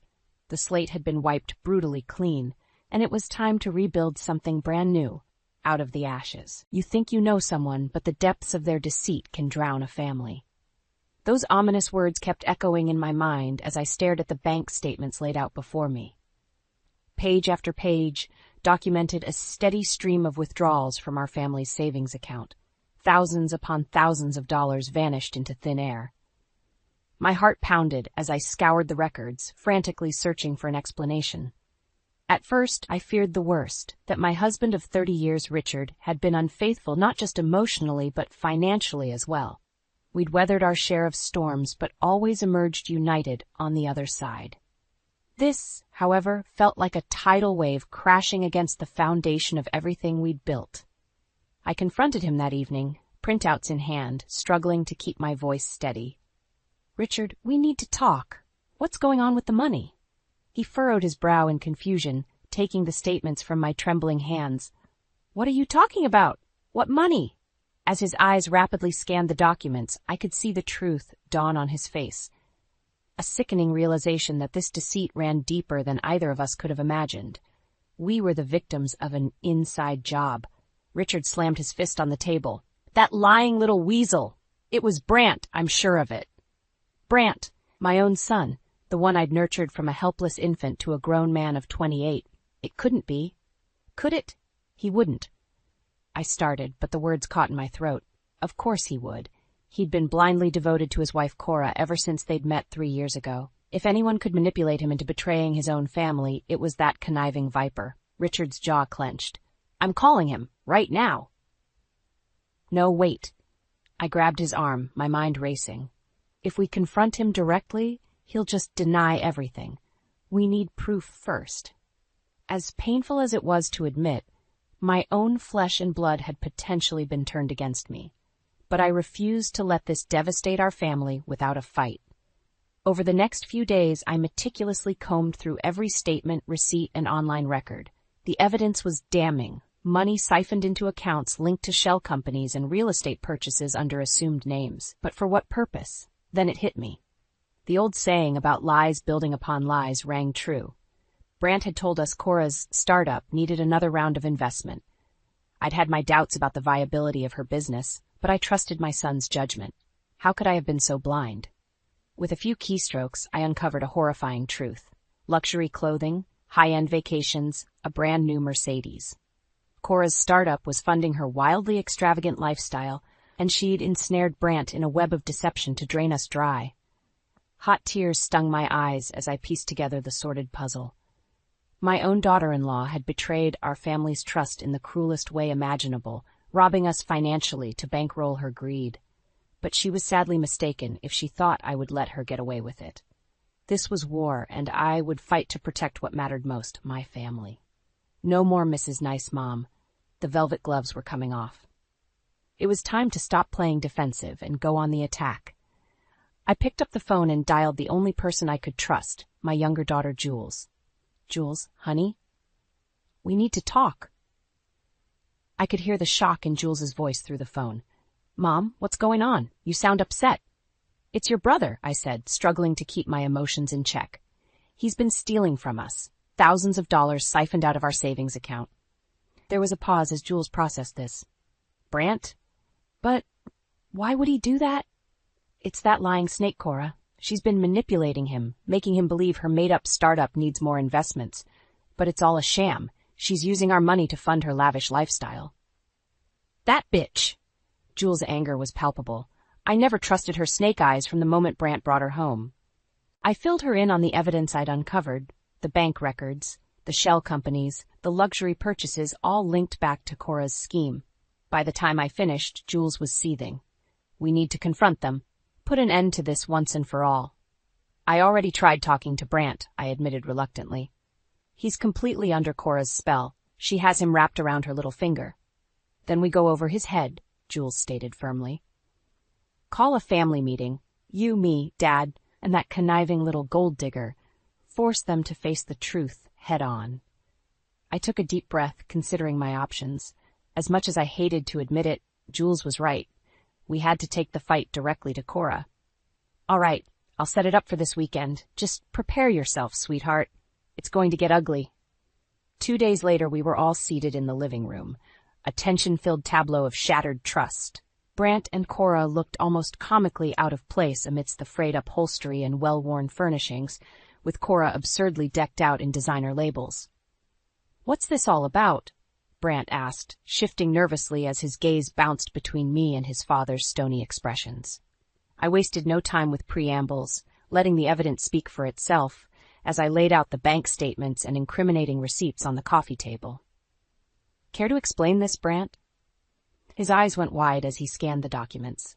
I don't understand. Where did you get these? From your bank statements, the ones you've been so desperately trying to hide, Richard growled. Stealing from your own family to bankroll this Jezebel's spending habits, Cora gasped in mock offense. How dare you? Brant has been investing in my company, that's all. Save it, you lying grifter. Jules jumped in, her voice dripping with disdain. We know all about your little Ponzi scheme and your company that doesn't actually exist. Brant's head whipped towards Cora, his expression a maelstrom of hurt and anger. Cora, please tell me it's not true. What have you done? For a moment, I actually felt a pang of sympathy for the woman as the mask slipped, revealing her true ugly nature. A cruel, calculating smirk twisted her lips. Of course it's true, you naive fool, she hissed at my son. Did you really think a man with such modest means could satisfy me?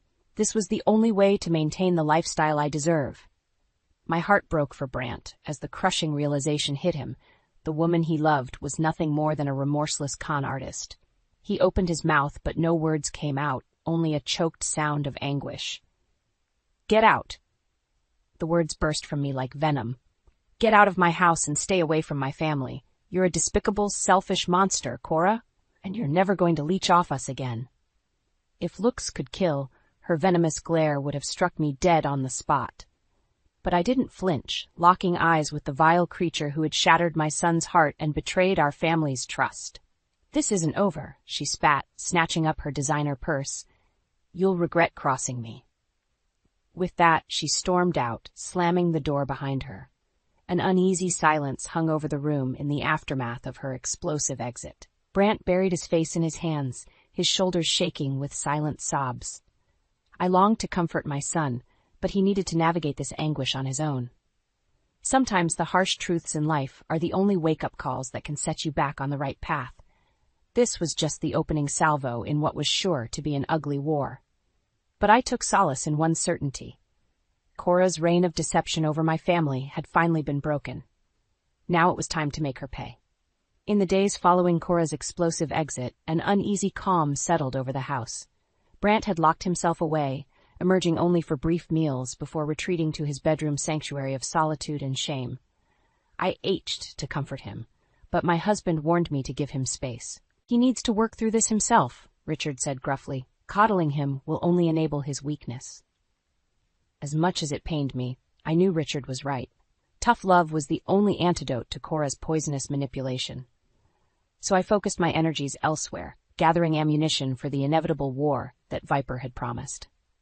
I spent hours hunched over the computer, stitching together the insidious trail of Cora's tangled web.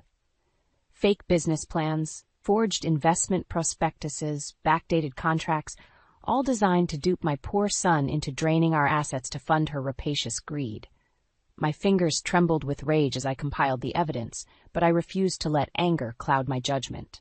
This had to be an airtight case. Jules proved to be an invaluable ally, using her social media skills to plumb the depths of Cora's sullied past. It turned out my son's wife had a well-traveled trail of ruined lives scattered across multiple states and ex-husbands.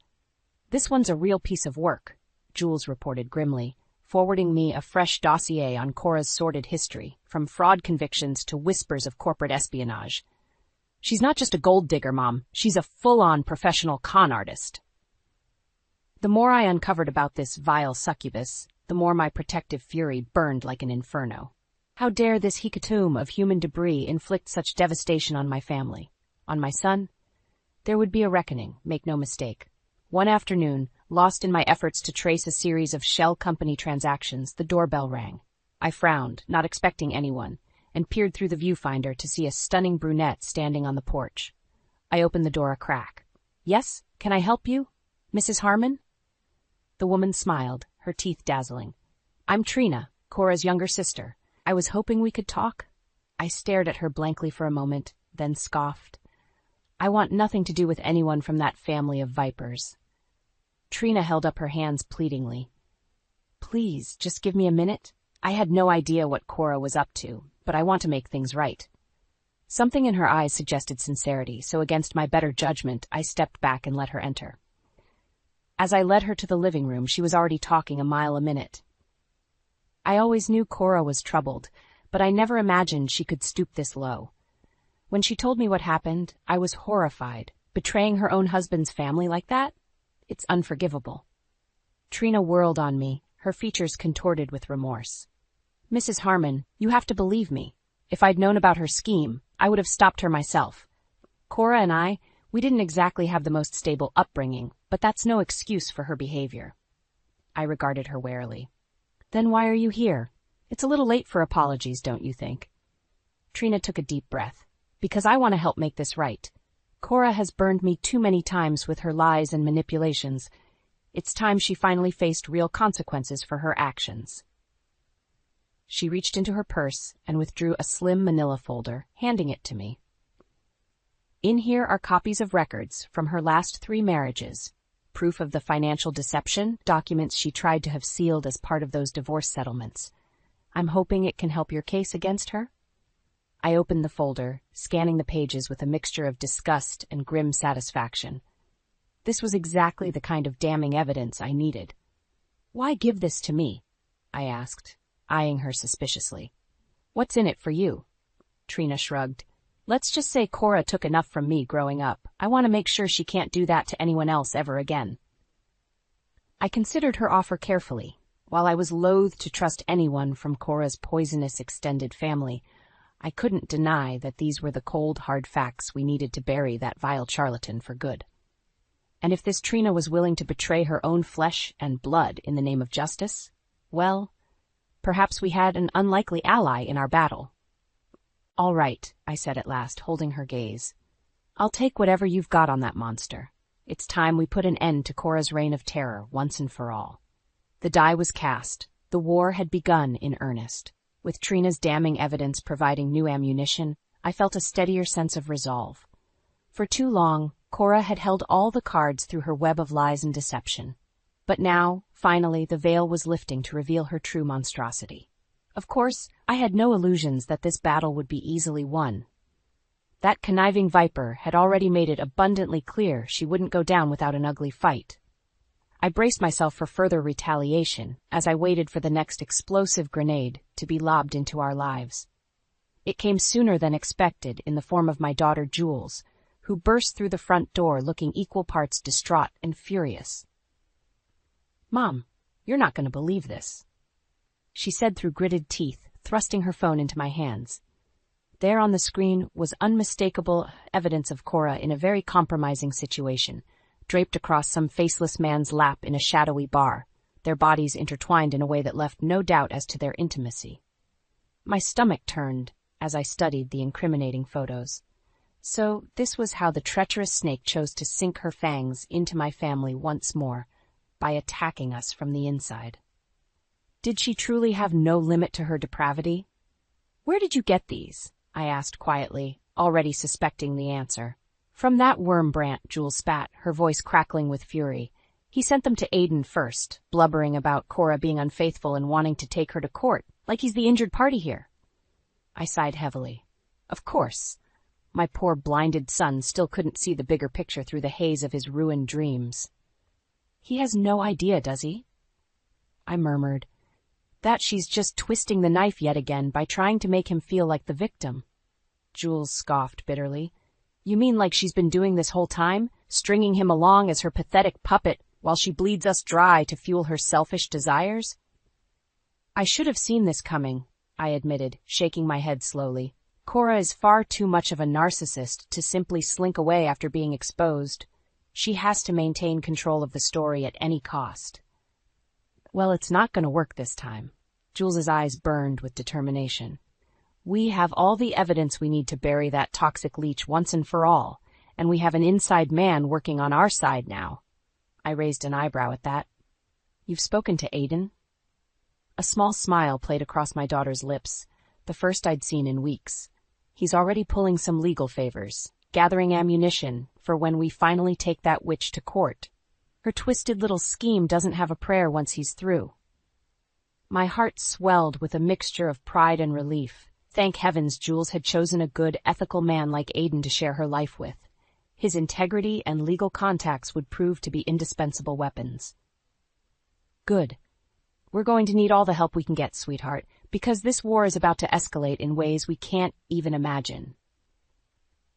Those words proved prophetic just days later when a certified letter arrived, a bombshell summons from Cora's attorneys. She was petitioning for divorce from Brant on the grounds of emotional anguish and infidelity. Her legal team was already painting her as the victim to disguise her own despicable transgressions. I could only imagine the fictitious horrors that vile succubus had concocted to vilify my son in the court's eyes. I burned with outrage at the injustice of it all. But that paled in comparison to the fury that consumed me when I read the final lines, a bald-faced demand that the matrimonial assets be split 60-40 in Cora's favor as compensation. Over my dead body, I seethed, crumpling the damning document in my fist. That grasping serpent has finally overplayed her hand. If she thinks we're going to simply hand over our life's earnings as a reward for her depraved treachery, she's utterly deluded. The gauntlet had been thrown down in the most disrespectful manner imaginable. So be it. I would match Cora's venom with a fury of my own, stopping at nothing to decimate her vile ambitions and restore dignity to my family. Steeling my nerves, I reached for my phone and dialed the one number that could help turn this situation to our advantage. Aiden? It's Delia. We need to have a serious discussion about Cora's twisted divorce filing. The tension was thick enough to cut with a knife as we assembled in Aiden's cramped office downtown. My son Brant looked utterly bewildered at finding himself on the opposite side of the legal firing line from his own family. I don't understand why we're doing this, he mumbled, running a hand through his disheveled hair. Cora's the one who conned and deceived you into draining our family's life savings to fund her greed, I interjected sharply. Yes, we're all quite aware of that by now, Brant. The hurt look on his face twisted like a knife in my heart, but I refused to show any outward signs of weakness. Not when we were finally taking the battle directly to that vile succubus. Jules squeezed his arm consolingly. We're doing this for your own good, little brother, to protect you from being taken advantage of any further.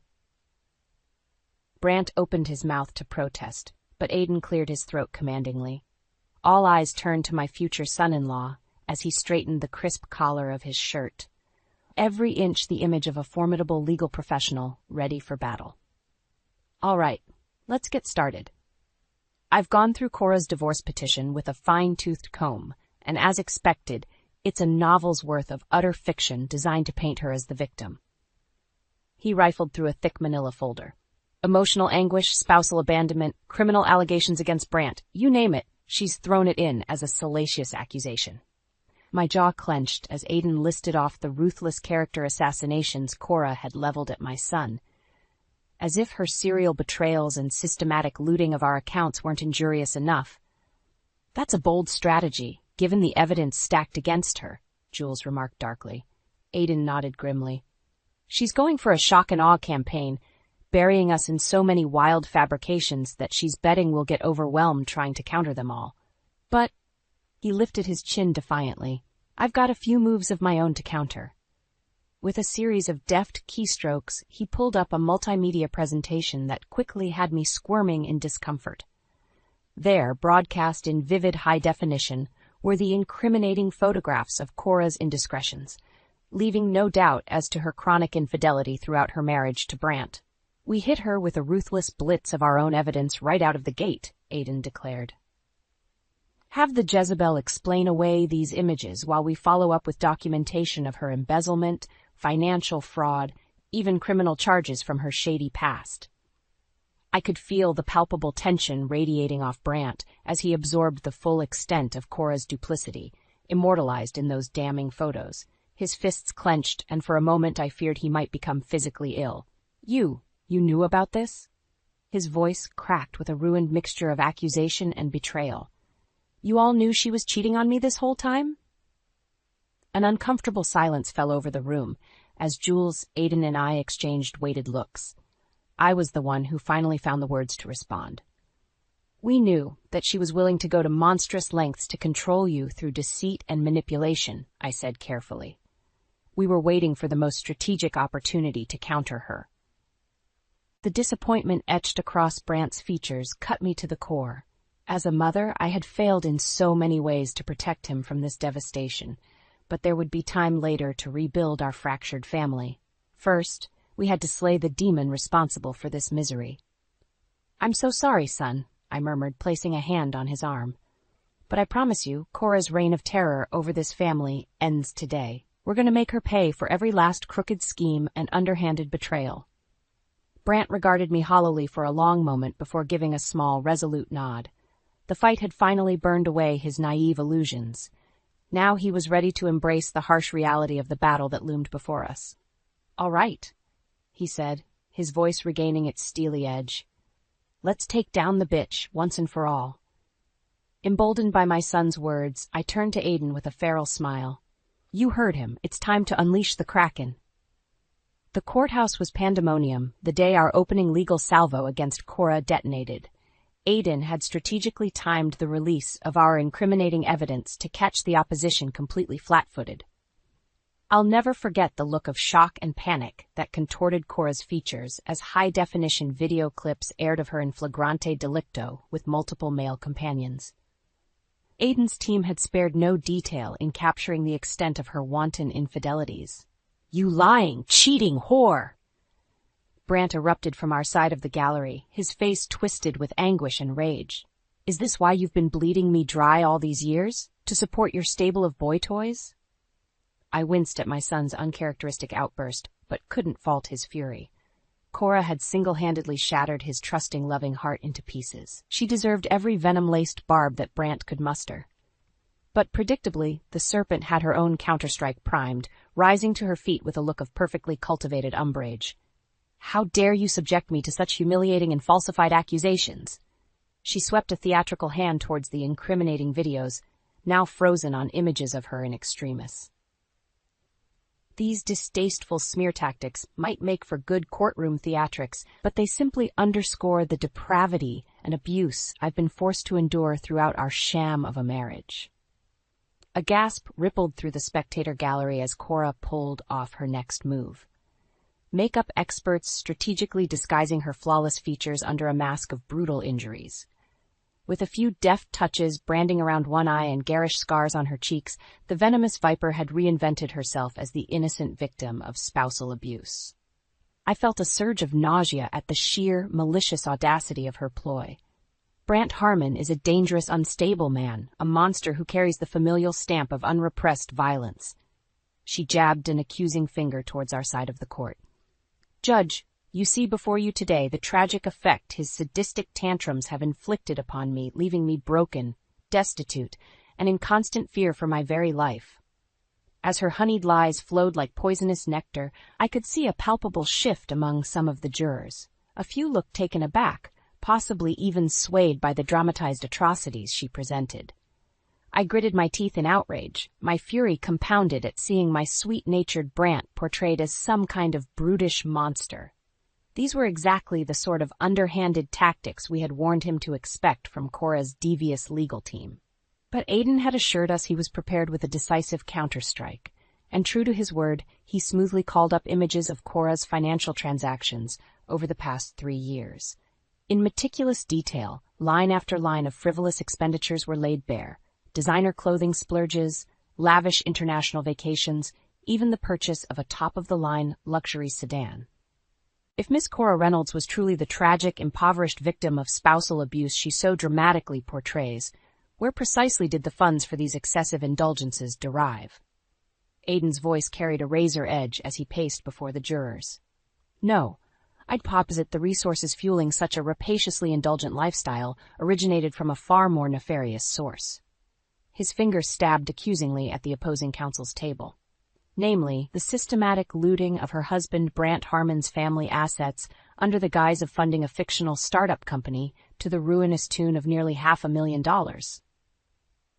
The shouting and acrimony that erupted was nothing short of biblical, as the dueling legal teams resorted to out-and-out bedlam in the court.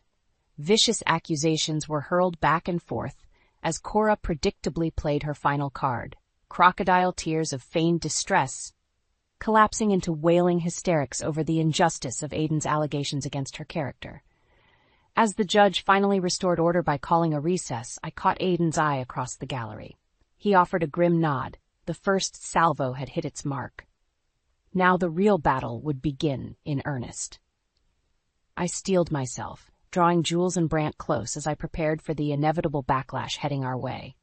Because there was no way that vile succubus would go down without unsheathing every last weapon in her diabolical arsenal. "Stay strong, you two," I murmured as the towering oak doors boomed shut behind us. "The war has only just begun." The ensuing weeks were some of the most grueling of my life as the legal war raged on.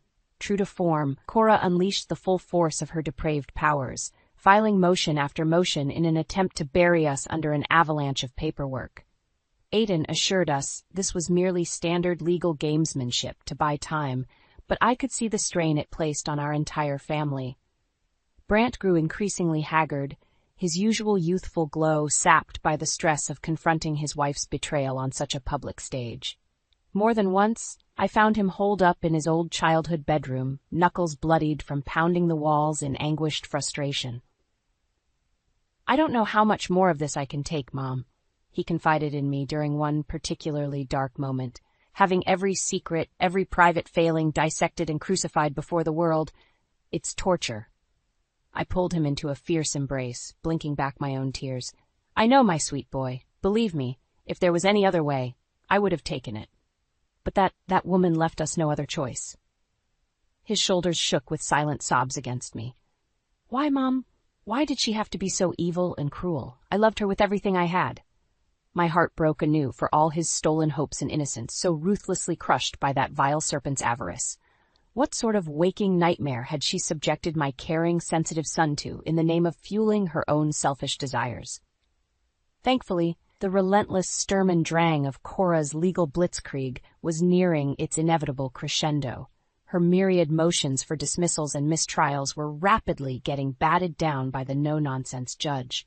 With options dwindling, she and her unscrupulous legal team were forced back on the defensive. It was during this window of respite that Aiden and his investigators finally managed to meticulously reassemble every damning thread of Cora's intricate con. What they uncovered was a masterclass study in sociopathic deception, a decade's worth of falsified documents, fake business identities, even forged educational transcripts forming the bedrock of her sham life story. "She's a prodigy," Aiden grimly relayed over glasses of scotch one night, "an honest-to-God pathological savant when it comes to interweaving lies and writes them into credible realities." He shoved a thick dossier across the table. His mouth twisted into a scowl of disgust. "Multiple false identities, a complete trail of invented lives dating back to her late teens. It's as if her very existence has been a carefully constructed script designed to facilitate her cons and swindles." I flipped through the damning contents with rising revulsion. Here was a complete psychological profile of the monster who had torn my family asunder. A narcissistic, Machiavellian parasite capable of calculations depravity, all in pursuit of self-gratification. No guilt, no remorse, no core of human decency to be found. "My God," I whispered, closing the file as if it burned me. She really is nothing more than a vile sociopath. In the end, it was the sheer, incontrovertible weight of the evidence that proved to be Cora's undoing. Her house of lies, so meticulously constructed over decades of malicious cunning, came crashing down in spectacular fashion over the span of just a few short days. I'll never forget the triumphant night the jury's verdict was read. Guilty on all counts of fraud, embezzlement, criminal conspiracy. The litany of felonies washed over me in a tidal wave of vindication. Brant watched in stupefied silence as his wife was led away in shackles, still protesting her innocence with that same mask of deluded self-entitlement. Jules and I locked eyes over the celebratory chaos, exchanging looks of grim satisfaction. At long last, justice had been served, both for our family's financial devastation and the emotional turmoil inflicted by that vicious, soulless succubus. In the coming days, the restitution orders began raining down like a final penance for Cora's depravities. In addition to multi-year prison sentences for her litany of crimes, she was compelled to forfeit every last ill-gotten asset to the plaintiffs she had so ruthlessly victimized. Properties, bank accounts, that ostentatious Mercedes she so loved to flaunt. All of it clawed back from the talons of her greed to be redistributed among the families she had bled dry over her decades of con artistry. For our family, it was a potentially transformative reversal from the financial devastation Cora had wrought, though the emotional wounds would take far longer to heal. As I watched the federal marshals hauling off truckload after truckload of Cora's seized belongings, I felt an uncharacteristic pang of pity for the sociopathic scourge. Because in that moment, it struck me that everything she had devoted her miserable existence to attaining, the wealth, the status, the delusions of finer belongings, was all little more than a gilded cage trapping her soulless being. And I realized that in the end, there was ultimately no greater punishment than leaving a malignant narcissist like Cora Jean Reynolds alone to wither within the squalid, hollow confines of her own wretched psyche. In the aftermath of Cora's well-deserved downfall, an uneasy sense of calm gradually settled over our family. It was almost disorientating at first, having grown so accustomed to the relentless churn of battles, hearings, and legal machinations infiltrating every waking moment. Now, silence. Of course, one could hardly call the haunted emptiness reflected in Brant's eyes as peaceful. My poor son had been so utterly shattered by the monstrosity of Cora's deceptions that some days he could barely summon the energy to get out of bed. I knew the road to recovery would be long and arduous for him. Having the unconditional loving trust in another human being so brutally eviscerated leaves psychic scars that fester for a lifetime. Brant was likely carrying trauma that would take years of counseling to fully unpack and process, but I also knew that with time and the support of his family, he would eventually find his way back from the nightmare that vile succubus had dragged him through. My son's kind, gentle spirit may have been battered, but it could never be extinguished permanently. Not while I still drew breath to nurture its renewal. The first real glimmer of light came a few months after the final restitution orders were handed down against Cora. Jules and Aiden had finally set a wedding date, and the impending celebration of new beginnings seemed to rekindle a tiny spark of life behind Brant's deadened eyes. "You'll stand up there with me that day, right, little brother?" Jules had asked him over Sunday breakfast one morning, squeezing his hand affectionately. "Be one of Aiden's groomsmen?" For a long, horrible moment, I didn't think Brant had even registered her words. Then finally, he looked up and managed the faintest of smiles, a barely perceptible nod. Yeah, of course, I'd be honored." In that simple exchange, a major turning point had been reached. New horizons of healing lay ahead. As the months marched on towards Jules and Aiden's big day, other signs of renewal sprouted among the wreckage Cora had left behind. Legal disbursements finally began granting our family access to the seized assets, liquidating properties, investments, and recouping that $500,000 she had so insidiously pilfered from our accounts. The restitution wouldn't make us wealthy by any means, but it did provide a solid bedrock of financial security upon which we could start building anew. Ever pragmatic, I opted to take a portion of the recouped funds to pay off the mortgage on our family home. This little sanctuary that Cora had so ruthlessly sought to strip away would now be ours, free and clear in perpetuity. I wanted to ensure my children and any grandchildren to come would always have a solid foundation and sense of belonging in this world. The real revelation, and the first genuine smile I'd seen from my son in ages, came when Aiden presented him with the Marshal's final disposition manifest on Cora's seized assets.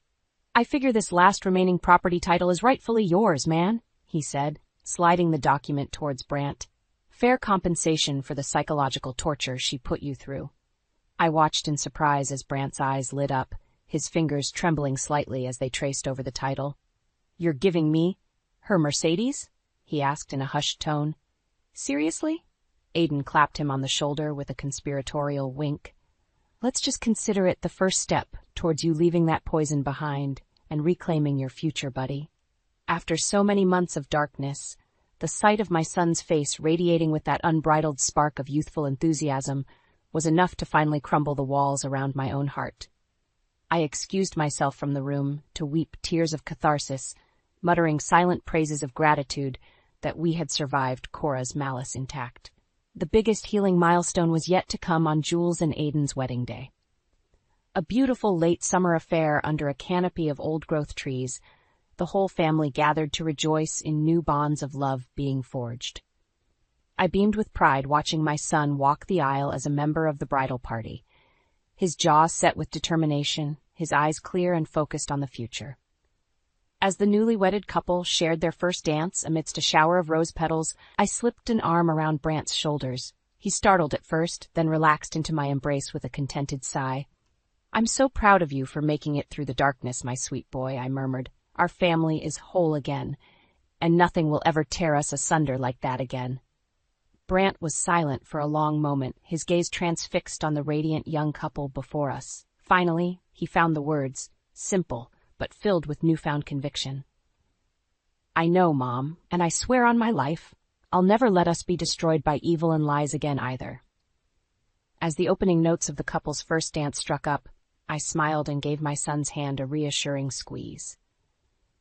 After so many storms had threatened to break us, the rainbow of redemption shone brilliantly on our path ahead, a trails paved with forgiveness, newfound strength, and the eternal, unbreakable bonds of family. "What the hell is going on here?" I snarled, slamming the bank statements down on the kitchen counter. The numbers stared back accusingly, thousands of dollars drained from my personal account over the past few months. Clay glanced up from his laptop, his chiseled jaw tightening. "What are you ranting about now, Arya?" I could hear the dismissive tone laced with irritation. "Don't play dumb with me. Nearly 10 grand has disappeared from my savings account, and I want to know where it went." He scoffed, shaking his head as if I was overreacting. "You're being ridiculous. It's our money. Doesn't matter whose account it's in." My blood boiled at his arrogant indifference. We'd had this circular argument too many times. "That's my personal savings I've built up over years, Clay. My money from marketing clients and investments. You can't just drain it whenever you want." "I had some extra expenses to cover for the team, that's all." Clay shrugged nonchalantly before returning his gaze to the laptop screen. "No need to make a federal case out of it." I opened my mouth but quickly clamped it shut. Reasoning with him was futile when he got this cavalier. Something dark twisted in the pit of my stomach, an instinct I could no longer ignore. "Look at me." My voice was quieter but laced with steel. Clay's eyes flicked up, finally registering my simmering anger. "What?" "I'm not buying your excuses anymore, not this time." I leaned forward, gripping the counter's edge until my knuckles turned white. "You're lying to me about something, and I'm going to find out what it is." A humorless laugh escaped his lips as he rose from his chair. "You're being paranoid, babe. The company's doing great, and your dad's business is more successful than ever." There was that smug, placating tone again, the one designed to make me doubt myself and back down. Not this time. In a few strides I was nose to nose with Clay, no kitchen counter between us. "Don't you dare bring my family into this. If you've done anything to jeopardize their company." His features hardened, and he grabbed my wrist, his grip just shy of bruising. "You listen to me. I've given you a life most women only dream about, a nice home, vacations, financial security. Stop acting like an ungrateful, hysterical shrew and leave the money talk to me." My heart was pounding, but not from fear. That arrogant sneer and his dismissive words ignited something within me, a simmering rage I'd suppressed for too long. In that moment, the carefully constructed facade of our marriage began to splinter. His fingers dug painfully into my skin as he leaned closer. This jealousy and distrust doesn't look good on you, Arya. Now, why don't you go take a hot bath and let me worry about the finances like a good little wife? That was the final condescending blow I could take. With a strength born of pure fury, I wrenched my arm free from his grasp. You narcissistic bastard. Our marriage is one big financial lie. Well, I'm done being one of your blind little lambs. Clay's eyes widened slightly at my vehemence, but I didn't stick around to hear his pitiful excuses and insults. I spun on my heel and stormed out, the slam of the front door being the final punctuation on our fractured charade. The truth was out there somewhere, and nothing was going to stop me from finding it and bringing Clay's deceit into the scorching light. The next morning, I strode into Westbrook Marketing, feeling clear-headed for the first time in months. Clay had already left for the office, which was probably for the best. I needed time to think through my next moves without his toxic presence clouding my judgment. Everything okay? Dean, one of the top data analysts, peered at me with a concerned frown as I settled at my desk. I forced a tight smile, keenly aware that the entire office had likely overheard my explosive fight with Clay yesterday. Just a minor disagreement with my husband, but I'm fine, really. Dean didn't seem convinced, but gave a hesitant nod before returning to his work. I exhaled slowly, grateful that he didn't press further. I could sort through my marital problems on my own, starting by getting to the bottom of Clay's shady financial dealings. By lunchtime, I'd already dug up bank statements for the past year and created a meticulously detailed spreadsheet tracking where every cent of my savings and earnings had gone. The numbers told a disturbing story of frequent large withdrawals that Clay hadn't accounted for. He really is hemorrhaging your finances. A familiar voice made me jump. Lena stood over my shoulder, eyes narrowed at the incriminating spreadsheet. Sorry, I didn't mean to startle you. Your door was open. I quickly waved her inside, relief flooding me that my oldest friend was here.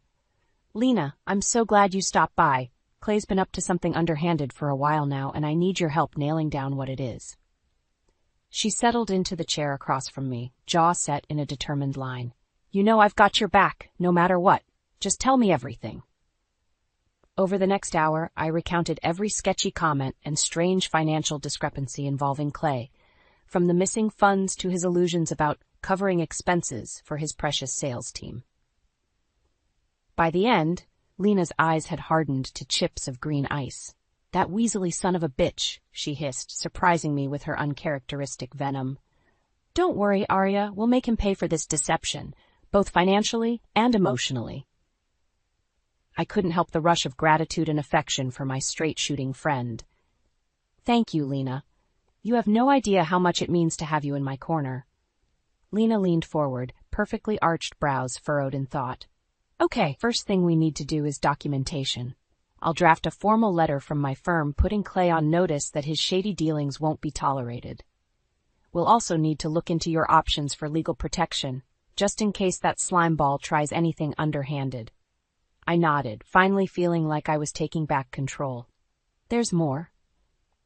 I think some of my dad's business funds may have also been compromised. Lena's eyes went wide with outrage. Clay stole from Max, too? Oh, that tears it. I'll make sure his expensive suits get taken away and he rots in prison. My lips twitched despite the circumstances. Only Lena could interweave snark and dogged loyalty so seamlessly. Slow down there, Bulldog. We need to gather hard proof first before looping in my dad. I placed a calming hand on her arm. For now, let's focus on legally protecting me and making sure Clay faces consequences for his thievery. Lena's severe expression softened slightly, and she gave a brisk nod. You're right. We do this methodically and by the book. God help that bastard once we put the screws to him. A sense of grim purpose settled over me. My marriage may have crumbled, but I refused to be another helpless victim of Clay's manipulation. With Lena's brilliant legal mind and my own determination, the deceitful facade was about to come crashing down. Justice and vengeance were on the horizon, and nothing would stop me from achieving both. Over the next few days, Lena and I compiled an airtight dossier documenting every suspicious transaction and questionable money trail involving Clay. My whole body thrummed with vindicated fury each time another piece of evidence materialized. I was bent over my laptop Friday evening, scouring Clay's company expenses yet again, when my cell phone buzzed with an incoming call from my dad. A knot formed in my stomach. I hadn't been ready to loop him in on this chaos just yet. "Hey, Dad, what's up?" I tried to keep my tone light. "Arya, we need to talk." Max's gruff voice was laced with an uncharacteristic tension. "It's about your husband and the company finances." I felt the blood drain from my face as realization crashed over me. Lena and I had been so focused on Clay's personal deception that we missed how deeply his thievery may have penetrated into my father's business world. "I'm on my way over now," I said, already grabbing my purse and car keys. When I arrived at Max's house 20 minutes later, he was waiting in the den, a grim countenance etched on his chiseled features. This couldn't be good.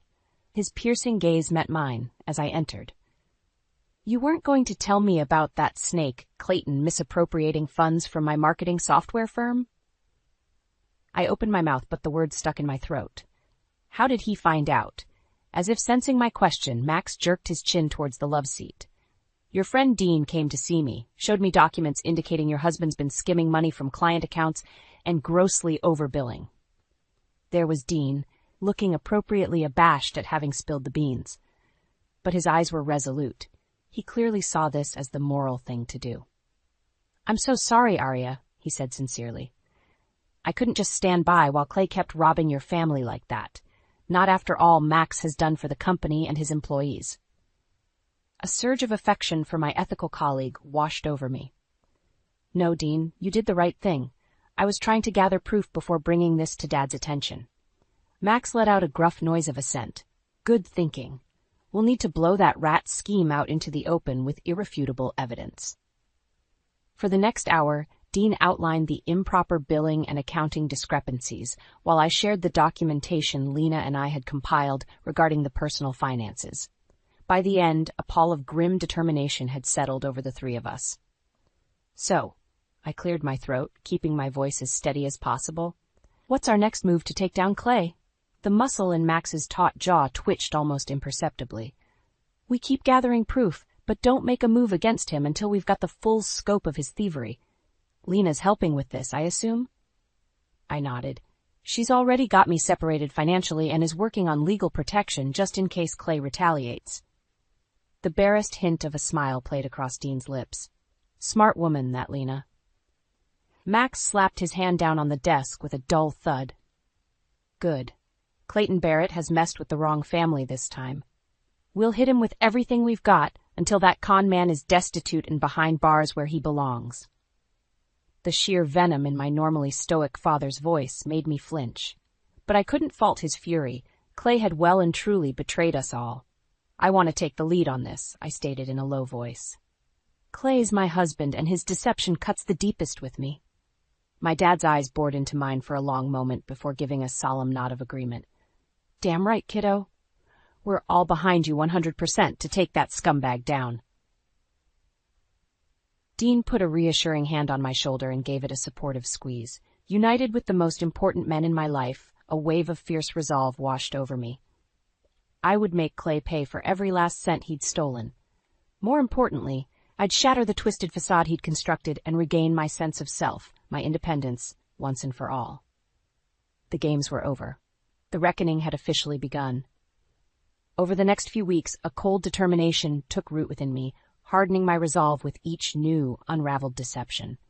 Thanks to Dean's diligent record-keeping and Lena's legal prowess, the full, sickening scope of Clay's financial crimes came into focus. Not only had he embezzled funds from my personal accounts, but he'd expertly skimmed money from client billings at my father's company through a complex system of shell corporations and insider deals with shady third-party vendors. His greed and arrogance knew no bounds. "Your bastard husband has been bleeding us dry for years," Dad growled, poring over the documentation one evening. The muscle in his weathered jaw twitched with barely restrained fury. "We've got him nailed to the wall on multiple counts of fraud, tax evasion, you name it." Lena's lips curved into a predatory smile, green eyes glinting with vengeful triumph. That double-crossing snake is going down hard. While settling the legal noose around Clay's neck, Lena and Dean were also advising me on establishing financial independence, securing credit and assets solely in my name, squirreling away cash reserves in preparation for an inevitable divorce battle. I'd be damned if I let Clayton manipulate me into domestic violence victim territory, living off grudging alimony scraps. With every dossier review and money trail unraveled, my own sense of self-determination deepened. The insidious fog of marital gaslighting that Clay had woven now dissipated in the cold, harsh light of his deceptions. He'd inflicted the cruelest form of betrayal by robbing from my family while eroding my sense of self-worth. But like the mythological phoenix, I was rising from the ashes of my codependent naivete. "Arya, we've got everything lined up to crush that weasel," Lena said, jaw set in a grim line. "The million-dollar question is, do you want to confront Clayton before or after we lower the legal boom?" I stared her down, body humming with a buzzing undercurrent of wrath. While part of me wanted the smug shock value of blindsiding Clay after he'd been indicted on multiple felonies, I knew that wasn't my style. More importantly, I wanted to look into his cold, vapid eyes when I ripped the mask off his deceitful facade, to leave no doubt that I outwitted and overpowered him at every turn. And so it was that I found myself gripping the damning evidence file with white knuckles as I strode into Clay's hotel suite 3 nights later.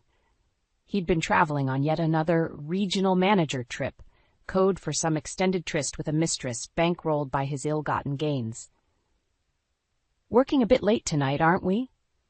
His lips split into that annoyingly cocky grin I'd once found charming as I stepped into the dimly lit living area. He drained the last sip of scotch from his tumbler. "To what do I owe the pleasure of this surprise visit, Mrs. Barrett?" The overwhelming stench of Scheiper perfume, his latest tawdry conquest no doubt, wafted from the bedroom suite. My grip tightened further on the file until the edges crinkled. "Cut the smarmy bullshit, Clay. You and I both know surprise visits have never been your forte." His lopsided smirk faltered ever so slightly. "What's that supposed to mean?" Summoning every last ounce of icy calm I possessed, I strode forward and slammed the thick evidence file onto the marble-topped cocktail table, scattering the contents in a frenzied spiral of incriminating documents and bank statements. "It means I know everything, you degenerate sack of shit." The words hissed through my gritted teeth. "Every illicit transfer, every shady account, every penny you stole from me and my family's company while parading around like some high-rolling corporate raider." Clay's face turned to stone as the gravity of the situation came crashing down around him. He opened his mouth, but I cut him off with a raised hand. "Don't bother lying or feigning innocence. That ship sailed the moment you helped yourself to my life savings to fund your tawdry affairs and inflated expense accounts." I allowed myself a grim half-smile at the utterly bewildered look on his face. "What, you thought I'd never catch on? That I'd stay your meek, obedient little wife forever while you conned me blind?" Clay's jaw clenched, lips pressed into a thin line. "You've got it all wrong, Arya. I can explain every last cent." With a rough jerk of his arm, he swiped the damning papers off the cocktail table in an angry clatter. "The company's been going through some transitional headaches, but I have it all under control. As for your money, I told you before, it's our assets pooled together." "Our assets?" I let out a humorless bark of laughter. "Wake up and smell the jail cell you've earned yourself. Those convoluted money trails and insider deals prove you bilked literally millions from my father's firm and my own accounts." Clay visibly paled at my words but leveled his patented ice-cold glare my way. "You ungrateful little bitch. Is this the thanks I get for providing you a life of luxury? I'll bury you and that senile old prick Max in litigation until you're both bankrupt shells." White-hot anger spiked through me, momentarily stealing my breath at his callous arrogance. I stood there shaking with rage while he fumed and blathered more hollow threats and deflections. Finally, I raised my hand again, silencing his tirade. When I spoke, the tone was low and measured, yet laced with undisguised disgust. "Let me make one thing crystal clear, you sniveling worm. The free ride is over. No more embezzling from my family's hard-earned assets. No more living a champagne lifestyle by robbing from everyone around you with sociopathic glee. My gaze bored into his, ensuring he registered the full gravity and finality of my next words. I want a divorce, Clay. And I'll make sure you're left with nothing but a future of hand-me-down suits and prison-issued jumpsuits once the law catches up to your racketeering. In that instant, any facade of control Clay maintained came crashing down in spectacular fashion. Letting out a feral roar of rage, he lunged across the marble table and grabbed me by the shoulders, his grip punishing and brutal. You stupid, delusional whore. Everything I built, every bloody advantage and connection I've cultivated, was for us, for our future. He gave me a vicious shake, splattering spittle across my face. You'll never be anything more than a worthless trust fund brat without me. While part of me inwardly recoiled from the menacing violence radiating off him in waves, I remained utterly impassive, staring back at him with eyes made of granite. I'd prepared myself for the inevitability of his volcanic reaction to the truth. We're done here. I enunciated each word with surgical precision, refusing to give him an inch while twisting free of his grasp. The company and my father's legal team will deal with you appropriately from here on out. Snatching up the scattered papers and folders, I spun on my heel and strode for the suite door, movements cold and economical. I'd feigned bravery many times in the face of Clay's posturing before, but no longer. You dare walk away from me, you ungrateful little cunt! His voice dripped with venom and wounded ego as he grabbed my arm in a vice-like grip. I'll bury you in litigation hell until you... His spittle-laced tirade was cut short as a thick muscular arm clamped around his windpipe from behind, squeezing just shy of full restriction. The imposing form of my dad loomed over Clay's suddenly panicked expression. That's enough out of you, dirtbag. Max's tone was lethal calm as he shoved Clay backwards, allowing him to flounder and gasp for air. Threaten my little girl again and the next grip crushes your trachea. The explosive introduction of my father's imposing presence clearly gave Clay pause, and he staggered back a few steps, knuckles whitening around his abused neck. I allowed myself a tight, triumphant smirk as I took in the scene. Guess we're done with the false pretenses and sugarcoating the truth. My father's company is pressing charges against you for embezzling over $5 million from the firm's client account. Not to mention the multiple fraud and tax evasion charges awaiting once the authorities start digging into your slush funds and bogus vendors. You have no proof. Clay wheezed, beads of sweat speckled across his flushed brow. My lawyers will grind this joke of an accusation into the dirt. My expression hardened. Don't insult our intelligence. Between the paper trail linking your offshore accounts to dozens of improper money transfers and Dean's verified records from within the firm, you're beyond cooked. Dad took a menacing step forward. Any minute now, the local police and feds will be swarming this hotel on our call. Plenty of proof to take you into custody while we build the criminal case against you. Clay's veneer of composure was crumbling rapidly. I could see the panic beginning to set in behind his eyes as the sheer futility of his situation dawned on him. Arya, think about what you're doing.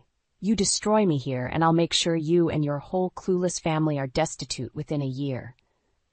I let out a hollow peal of laughter, unfazed by his desperate threats. Keep flapping your gums, you degenerate snake. The only things you'll be making from now on are license plates and shivs for your new cellmates. Taking one last look at his sweaty, bulging-eyed countenance, I tossed the evidence folder at his feet in a contemptuous shower of documents. Thanks for the memories, Clayton. Your vile actions have freed me in ways you'll never understand. With that parting shot, I turned and strode from the room, my father falling into lockstep beside me. Sweet, heady relief washed over me with every passing step away from the soon-to-be prison-bound wretch. The worst was behind me. All that remained was basking in the restorative justice to come. The next few days passed in a whirlwind of police interviews, emergency board meetings at my father's company, and Clay's increasingly desperate attempts to bully his way out of the mounting charges. But Lena had the situation on ironclad legal lockdown. Armed with the comprehensive evidence we'd compiled, she deftly maneuvered past each of Clay's pitiful objections and stall tactics from his admittedly slick team of corporate lawyers. It all came to a head at an emergency board meeting, convened to decide Clay's immediate fate with the company. With the Department of Justice breathing down our necks, a rapid resolution was required before the feds applied for an asset freeze on all revenue tied to his alleged fraud. This is a personal vendetta orchestrated by my estranged wife and her lunatic family. Clay's voice echoed through the stifling conference room as the proceedings kicked off. He stabbed a manicured finger at me where I sat, flanked by Lena and Max. Arya has manufactured these wild fabrications out of spite because I dared file for divorce first. A low rumble of incredulous muttering filled the room from the assembled board members and executives. Even his staunchest old boy enablers seemed skeptical of that narrative given the overwhelmingly detailed evidence. That's enough, Mr. Barrett. Roger Kingsley, CEO of our parent corporation, spoke in a clipped, no-nonsense tone as he rapped his knuckles on the glossy tabletop. The forensic auditors and federal investigators have compiled more than enough documentation exposing your complex money laundering and theft from client accounts. Out of the corner of my eye, I saw Clay's face go pallid, sweat beading on his taut brow. He opened his mouth to object, but Roger raised a solitary hand, silencing him. Furthermore, bank records and electronic data trails show you repeatedly pillaged marketing funds and cash reserves to finance your lavish personal expenditures and indiscretions. The older man's eyes blazed with undisguised contempt behind his wireframe glasses. Clay's Adam's apple bobbed rapidly as each new damning revelation piled atop the last, effectively burying him in an avalanche of incriminating facts. In light of this overwhelming evidence and the legal liability you represent, you're hereby stripped of all corporate authority and terminated for moral turpitude, effective immediately. Roger punctuated the statement by slamming his palm down on the table with a dull thud. This is an outrageous miscarriage of justice. Clay shot to his feet, face mottled with fury as he shouted down at the impassive Kingsley. When my legal team is through with your corrupt evidence and sham proceedings, none of you will have jobs. He whirled towards me, eyes mere slits of impotent rage. You'll regret letting your psychotic need for revenge open this Pandora's box, Arya. At that moment, the double doors at the rear of the conference room banged open with a clatter. Two grim-faced U.S. Marshals in crisp blue windbreakers strode in, flanking a diminutive woman in a no-nonsense navy pantsuit. Clayton Barrett? The petite woman's voice carried a commanding presence that belied her stature as she addressed the now bewildered Clay. My name is Sarah Wilkins, special agent with the FBI's Fraud Investigation Unit. She allowed the slightest hint of a thin smile to crease her severe features. You're under arrest for multiple counts of money laundering, embezzlement, tax evasion, and corporate fraud. Anything you say can and will be used against you. For a moment, the room hung in stunned silence as two burly deputy marshals advanced and cuffed the now sputtering Clay, his jaw working furiously, but no words emerging. I turned a grateful eye towards Lena, who was sporting a rather self-satisfied grin as she watched her tormentor being hauled away, his expensive suit and disheveled hair the only remnants of the facade he'd so arrogantly maintained for years. Don't look so smug just yet, a nasal voice snarled as Clay caught my eye. You'll slip on a banana peel one of these days, Arya. And when you hit rock bottom with nothing and no one, maybe you'll appreciate the life I tried to build us. With that pathetic departing shot, the marshals wrestled Clay out of the room as Roger addressed the remaining shell-shocked assemblage. Thank you all for your patience and discretion during this catastrophic legal matter. I assure you, once the dust settles, we'll rebuild Kingsley Marketing to be an even stronger firm, one where ethics and public trust aren't merely corporate platitudes. As the meeting dispersed amid a low buzz of scandal-tinged chatter, Lena pulled me aside with an almost feral look of vindicated triumph shining in her eyes. Well, your lying, cheating snake of an ex just got his jaw-dropping comeuppance. Her smile was all shark-like bravado. That smug prick won't know what hit him once the weight of the federal indictments really sinks in. Though I should have been elated at Clay's unceremonious apprehension and professional demise, an inexplicable pang of melancholy tugged at my chest as I headed home. Maybe it was the raw fury and hate still radiating off him like body heat. or the glaring truth that any remnant of the decent driven man I fell for was permanently extinguished. Either way, the facade keeping us together as husband and wife had finally been obliterated, by my own hand, no less.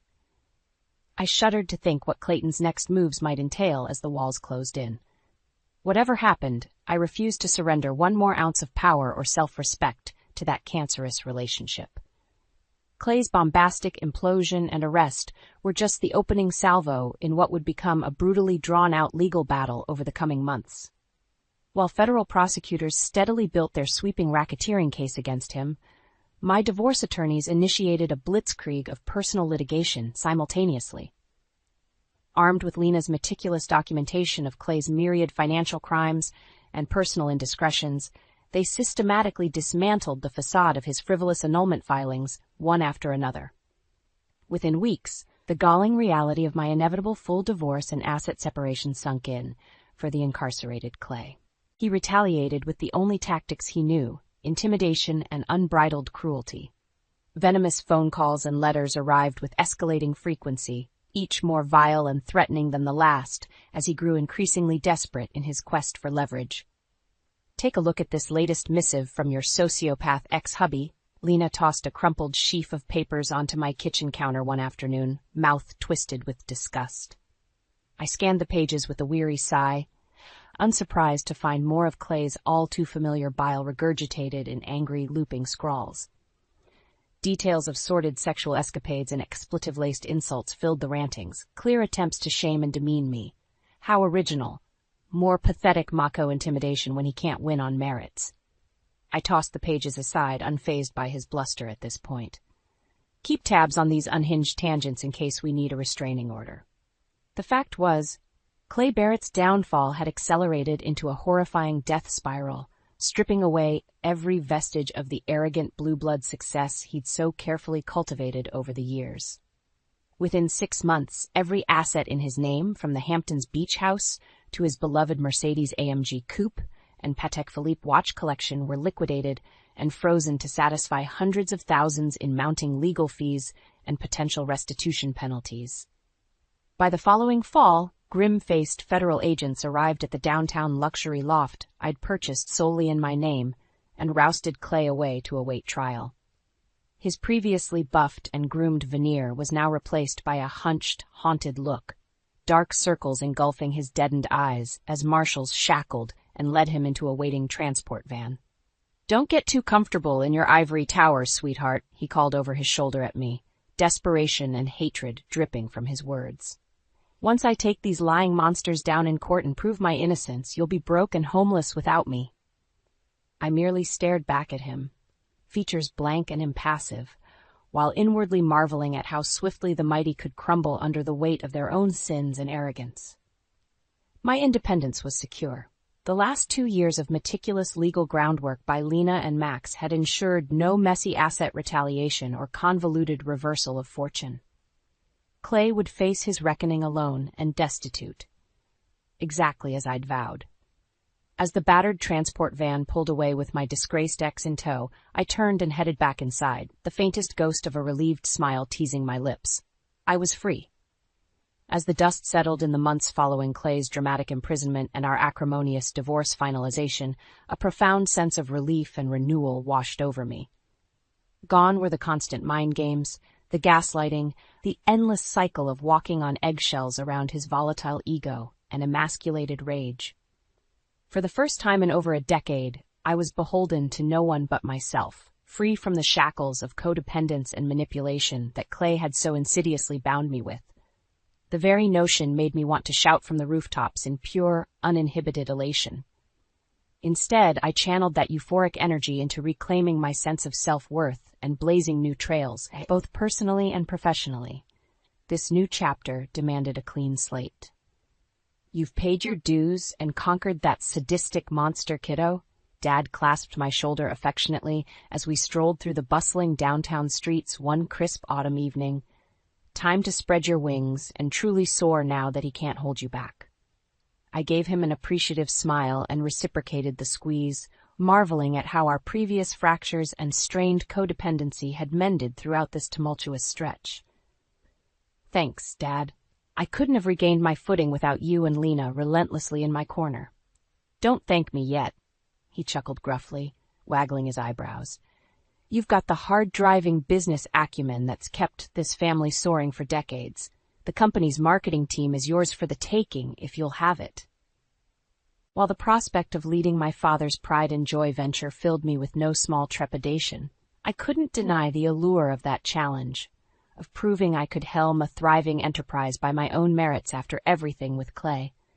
Embracing his poisoned legacy of deception and fear would be the ultimate cleansing rebirth. You've got yourself a deal, old man. Squaring my shoulders defiantly, I allowed a self-assured grin to spread across my face. I'll make you proud and elevate that team to unprecedented heights. By the following spring, I'd firmly rooted myself as managing director of Kingsley Marketing, orchestrating a full-scale creative and strategic overhaul that propelled the once imperiled agency back into profitability. Every boardroom negotiation, every hard-won new client acquisition and ensuing celebration was a cold slap of validation that I'd finally untangled myself from Clay's toxic web. And indeed, any faint murmurs of my disgraced ex's lingering animosity vanished once he was remanded to federal prison on a dizzying array of fraud and financial laundering convictions. After smugly short-circuiting the legal process for months with a cavalcade of motions and delay tactics, that first shocking footage of Clayton being led shackled from the courthouse in a tattered blue jumpsuit spread like wildfire through our professional circles. By all accounts, he faced a harsh, uncompromising stretch of 15 to 20 years behind bars, with financial penalties astronomical enough to ensure he'd never reclaim his previously high-flying lifestyle and ego upon release. Yet in stark contrast to his humiliating downfall, I found myself scaling new professional peaks and embracing profound personal growth daily. Quickly establishing a reputation as a dynamic leader with integrity and vision, I fielded a dizzying array of career opportunities beyond the Kingsley umbrella. Turning down those lucrative offers was as gratifying as shedding those final invisible shackles of my traumatic marital past. Instead, I poured my energies into not just professional achievements, but selflessly mentoring other women striving to sidestep the cycles of domestic turmoil and subjugation that I'd narrowly escaped, inspiring them to harness their innate self-worth and chart their own ambitious courses, just as Lena and my father had shown me in my darkest hours. At last, I was the master of my own destiny, a thriving phoenix risen from the ashes of Clayton Barrett's twisted agenda with wings spanning ever further horizons. No longer would I be defined by his deceptions and cruelties, or wilt under his stifling control. I'd confronted those shadows head-on and emerged reborn into the self-possessed, confident woman I was always meant to become.